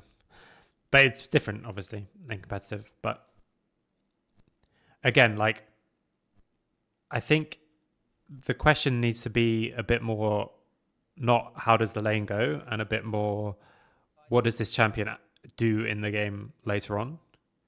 Because I think this game is hard for Lucian no matter what he builds. Because anyone can like one-shot him, can't they? Like he's got to be always nervous about Aurora, always nervous about Zed. He doesn't have like a huge value from his ult because people are so mobile and also can put so much threat on him that he can't just like stand on mid lane and just ult people. Like he will still be able to ult, but it's not like there's a really telegraphed engage that you can just play on the edge and you can like ult and then dash away and put loads of threat down and stuff like that. If he stands on mid lane and ults, like he can just get one popped by loads of different things. So it's the same. Like, what does Akali do in the later stages of the game when you know you're going to play against a Cho'Gath? You die. What does the Blitzcrank do in the later stages of the game when you don't have like Maokai or something and you don't have a big grouped up comp that could just walk at people? He does nothing, it seems. What does Lucian do in this game?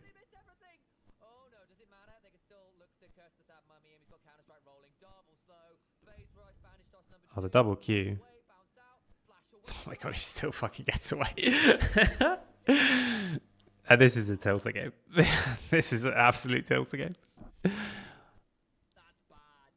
He should have been dead to rights there. If I'm Zed, you might look to get a couple plates here. Fine. Keep an eye on Genax, making sure he can't walk up. He still doesn't have ult for another 8 seconds. Lurox is nowhere near. They're going to try and rush it. The problem is they're into a Ziggs. I don't think you win this. Bao's going to come over and try and clear this up. Got to keep the main going. That's it. Oh, they did kill the turret. Okay, couldn't quite clear it in time. Fine. Okay, they get first tower. Not beat to strength. Not yet. So it's actually still okay. Like, the game state is still okay. I'm suspicious about what this Lucian is going to provide, but everything else I really like. Be a bit careful there, yeah. But I say Reckless was just waiting around the corner there. Ground entrance. Decent chunk. I can't see if Reckless ulted. Spirit abjuration doing the work. 50, is that you? L, that's very rude, but I see your point. That's a tilt. It was a bit.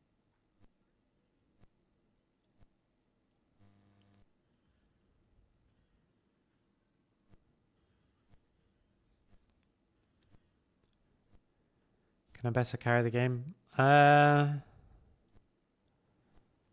the heart. I think everything except from the Lucian I really like. Sword first Zed. Maybe not just like fully Ambessa, but all of them. There's a huge amount of follow-up. There's a lot of dive. I like this artillery thing where you, like, Ziggs can be a dive champ, even though obviously Ziggs doesn't dive. But you just throw your ult on, the Ambessa ult and the Mumu jumping in and the Sejuani going in. But then I don't understand really what Lucian is doing. And so that first shotgun really has to kill multiple people, maybe. And that's the problem. Whereas, because I don't think it can. Whereas with like Yone, I think it can. And also I think they can much more easily play the map. With 2 winning side lanes later on in the game, like Yone would be winning in side lane. And I would feel like Yone Sedge would have a really good chance in the 2v2 as well, would be in a good state. Does Lucian Sedge win side? I don't know, actually. I would guess no, but maybe they do.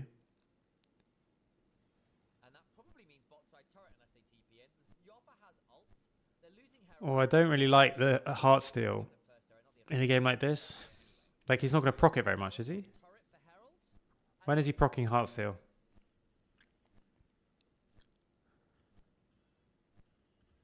Maybe I'm wrong, but I think even the way the teamfights go, he probably doesn't get many Heartsteel procs. Okay, this is really greedy from Nemesis. Try to get between one. That's so greedy to check that when you're super hard. You're super hard pressuring on the other side of the map. Does Ambassador even win against Jax? She's not bad at Jax.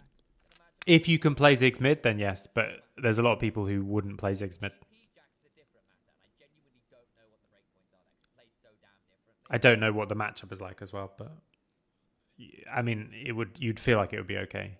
The only thing is you've But again, like this is my point. I think Vitality have been in this state in these drafts because they're just saying like, "Oh, it's a hard lane. We can't do that." You can't play like that anymore, and LR don't play like that.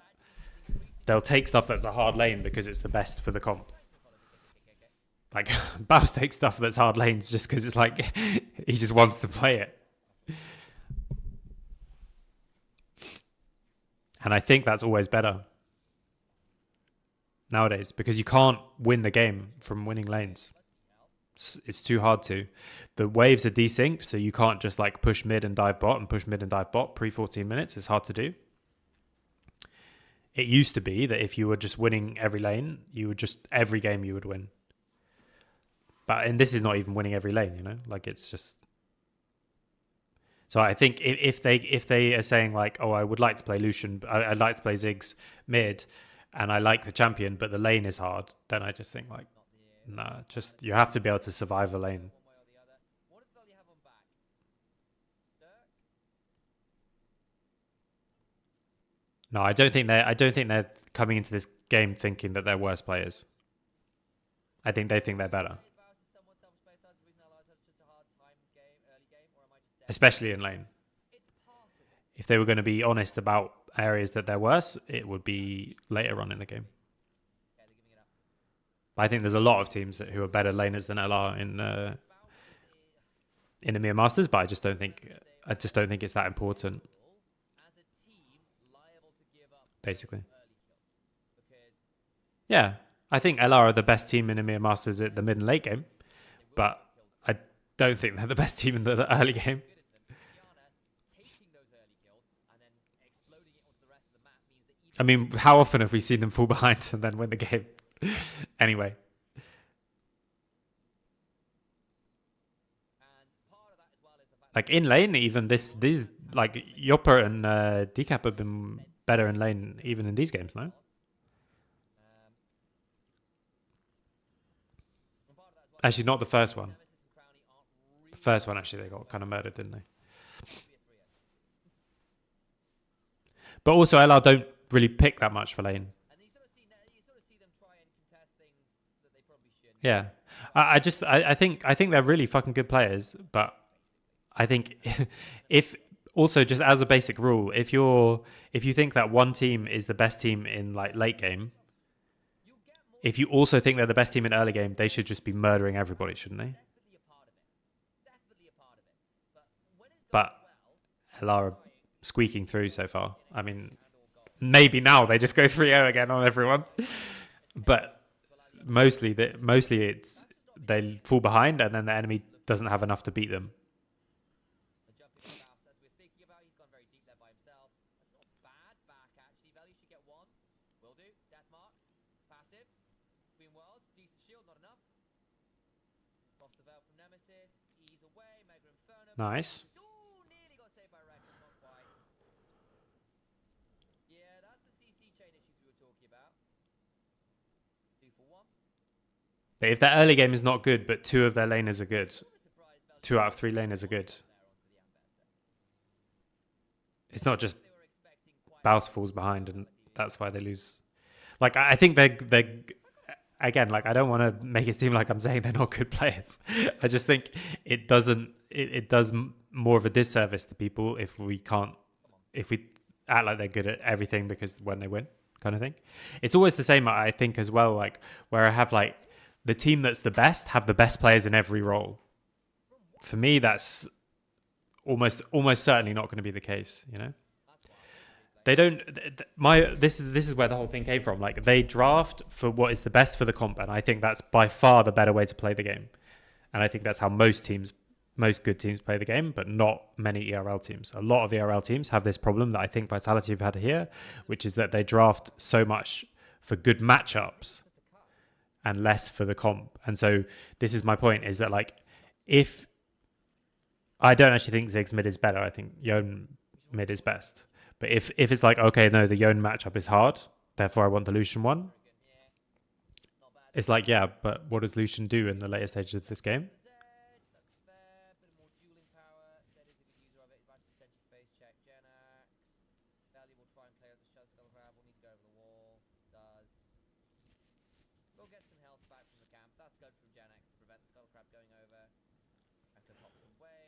So the point about if they're good early game or not is like, okay, if they drafted to win early game, maybe they'd have early game leads. But the point is that they don't often have early game leads. They often are really behind from the early game. But then they win anyway. And it's not just the comp. Like, they're really fucking good at mid and late game. It's not just that they play good late game comps. Yeah. They ask the question, like, what's best for the comp that works in the matchup, rather than what's best for the matchup that works in the comp. And that's a better way around, for sure.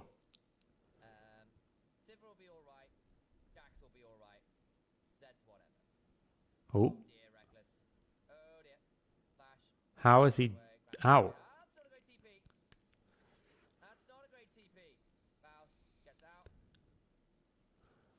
Okay, but still, this game, because I still think 4 of them are still much more aligned with what they want to do.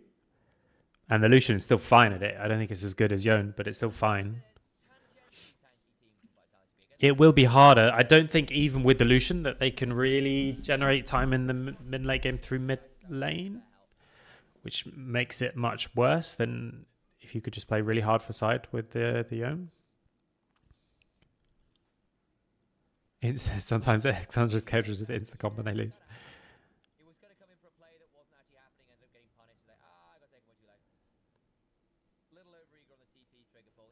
Yeah, the point is just how much that they think about the comp, which is more than at least Vitality have been doing in this series. Yeah, I mean, if you're only 300 gold ahead of AP Jax when he gets 2 items, you have not done well in the lane. Because it's not very good on 1 item. It's not that great on 2 items, and then it's good on 3 items, and then it's really good on 4 items. You know, like, it just gets worse and worse.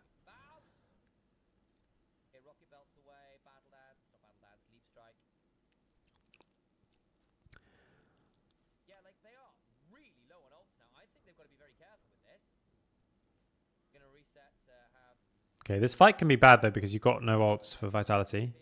But Atakan, chunking Atakan is obviously a problem. Tanking it. Ult hit. Ult hits.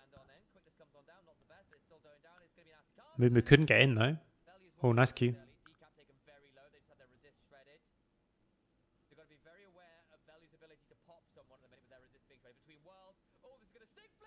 Oh, of course he gets the steal. And he's going to kill VT on the backside. And he might get away as well.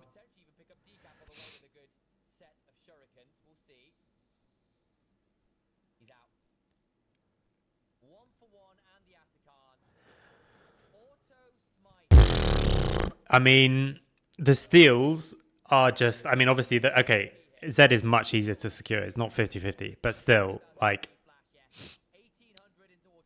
This changes so much of the game if everyone in the game is kind of feeling like any objective where both junglers are up is an LR objective. Like, this changes so much about the game.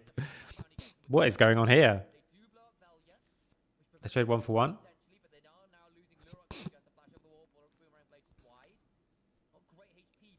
Why do you think LR are seeing much more success than comparable ERLs? Well, I can compare to Nord. I don't know about Agarin's team and stuff. Firstly, actually, I don't think on paper they do have an insanely good roster, but I think we had some insanely good rosters as well. I think a really big problem that we had is that we were never all aligned. So there was always like some time we spent like we were doing too much for the content and not enough for the like. LR have all come together and basically decided that the content is going to be them trying hard. And we never did that. So we never played full time. I think if we just played as many scrims as them, one of the splits, we would have had a decent shot at beating them. But we never did. So if we'd have played as many games as them in the winter split, I think maybe we would have had the summer split especially, we would have had a really good shot at winning, I think. But we didn't. And to be honest, even if we didn't play enough to even beat Verdant, but like if we'd have beaten Verdant, I think we could have come in with a good slot if we'd have actually just played a bunch of games. But we could never even agree on the thing. So for me, the really big thing is that I would say they're all aligned. The whole project is really aligned, and it makes a lot of sense because, for example, we had No Way, who all his audience is German, and so the people who didn't speak English, like they can't watch anyone else's stream, so it's not at all aligned. So it's also just run better, like way better. So all in, it just made a lot more sense. But that often happens. Like they're the team that caused it, and everything else was a bit like scrambled to make something work. And it's the same with like Ruddy. We're not aligned at all. It was that was way more of a mess than we were. Like way more.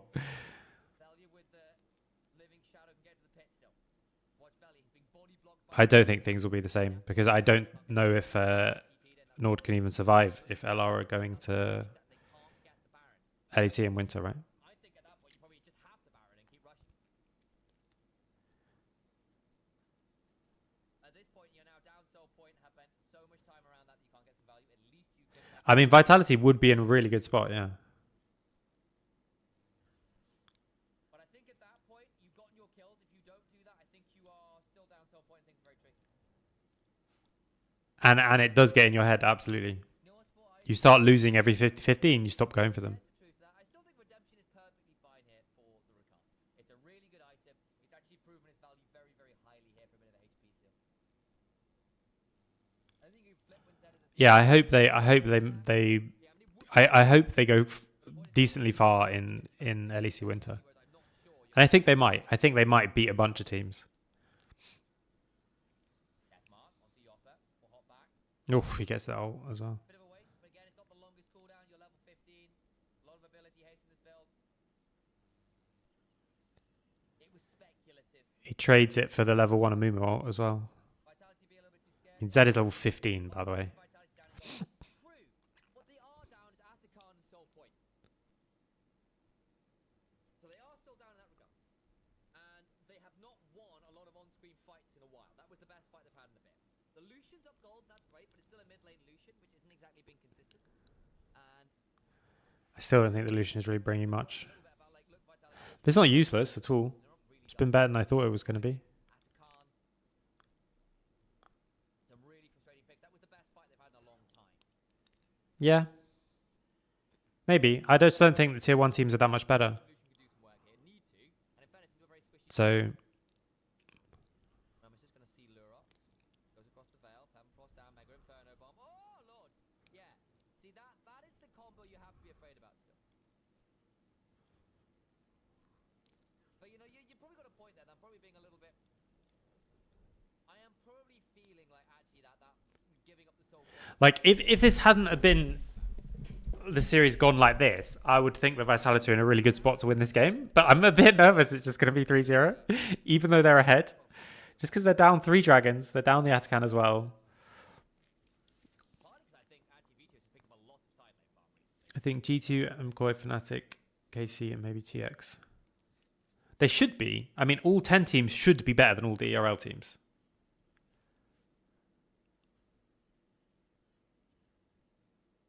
And even though Rogue haven't been, obviously, Na'Vi, new team, spending money. Again, they should be better than all the ERL teams.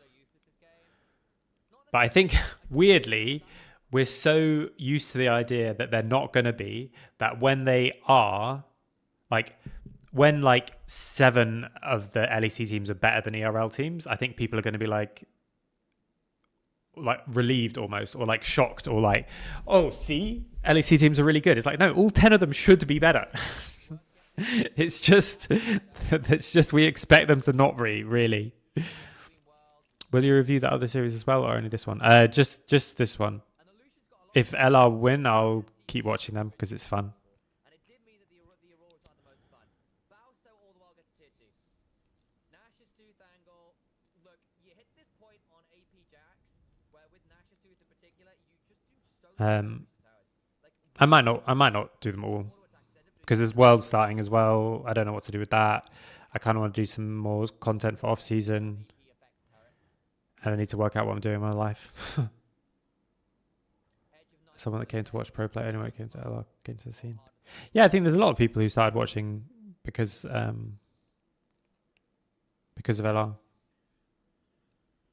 which is really cool. Because it sometimes feels like obviously a lot of auto attacks, which is what you need to do to turrets and build AD. Please watch Worlds. No, I will watch Worlds. I just don't know if I'll stream it You look at an AP because I can't do it live. champion, the Jax. Like this, Shred turrets. EMEA Masters, I'm kind of allowed to, I think. Afford to give up this dragon look. Because, well, I was allowed to last time and I didn't ask again. So I'm just hoping. But for Worlds, I definitely can't. So They don't know it's happening until just now. Oh god. Hang on. Because Dragon for Baron. And it's just going to be a clean Baron and get out. Okay.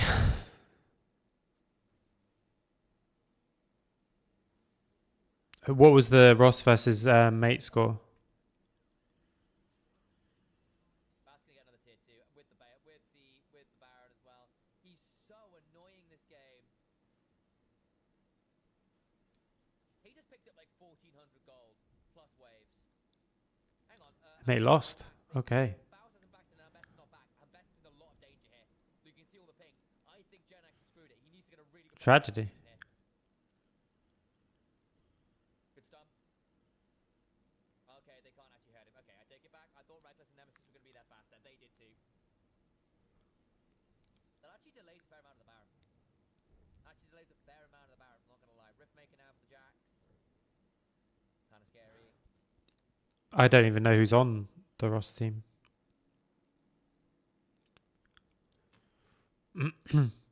Okay, so Dragon up in 340. Let's see if they can make it into a interesting series. It does feel a bit doomed though, doesn't it? But it shouldn't. If you hadn't seen the other games and you didn't know the players, it shouldn't feel that doomed. We could have done. Not sure. They're a Prime League team, right? We did scrim a bunch of Prime League teams.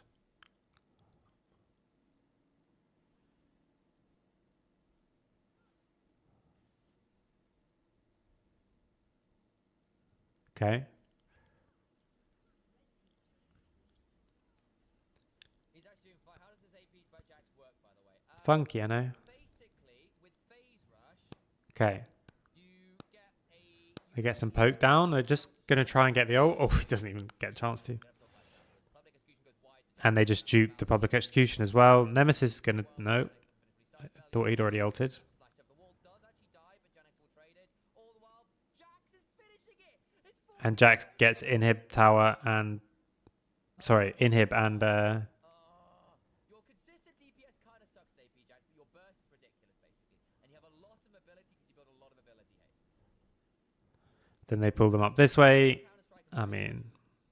and you burst for really heavy. You've got quite a lot of wave clear because your counter-strike clears the way. Oh, very nice from Vel, yeah. Did he get Mikhails on the way? Oh, very nice. He did. Oh, yeah, Edge of Night. Edge of Night was what did it. Sorry. Public execution goes wide. And then he tries to get Yopper and can't quite do it with the satchel there. So Vel tries to flash out and can't quite do it. Unfortunately, the last order was already in the air, so they can't get it. But all this time they're just losing inhib and stuff. But yes, AP How did they actually fix it? 2 items, Nash's Tooth in particular. The early lane really sucks as AP Jax. However, you hit about 1 item and suddenly Nash's Tooth allows you to at least threaten towers. 2 items and you actually start clearing waves properly. 3 and you start getting these very obnoxious bursts where you hit people really hard. The problem is Good. you Okay, so now it's 3k and inhib down. Just feels doomed. Because of the way the rest of the series has gone, I guess.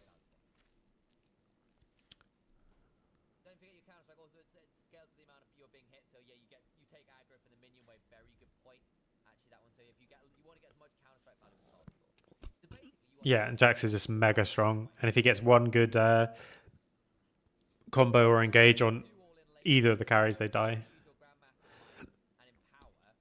And now he just one-shots waves, and he's got so often, like so few Qs that it's so hard to ever catch him.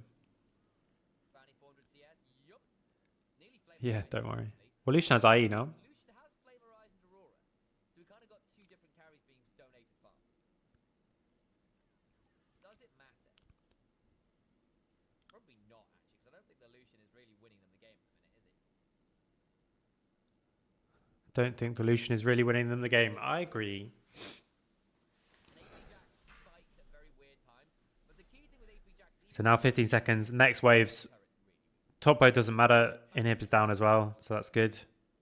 Next waves is going to be about who gets the dragon. as hard as their ADCs. They get a lot of poke as they come in. They're fighting for every little bit of vision, which is good. Scale as safely as other ADCs. Oh no. Scale quite well in the sense you can do a I think you may be stepping too far up here.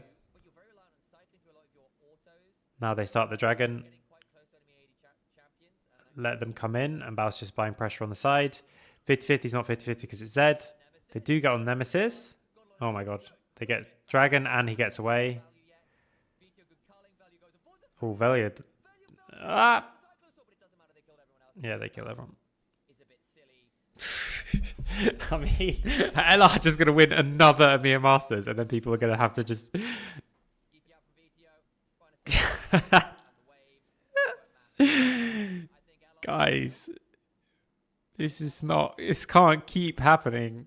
I think they did. You can't keep having hype teams that just get just 3-0'd by LR. And Lucian does absolutely nothing. Counter-strike, auto This is hard, yeah. This is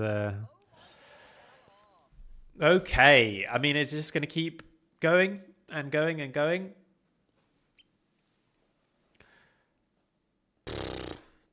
I still don't think they're the favourites, but you can't call them the underdog in any game just because apparently everyone can choke against them. Okay, I'm actually going to call it there because I'm not feeling all that good. So that's going to be it for today. Thanks everyone for watching. I will probably do more at some point. I still have no idea what I'm doing with my future. So I will keep you updated when I know things. I thought something was going to happen, but just found out yesterday that I didn't. So didn't get it. So we'll keep looking and see what happens.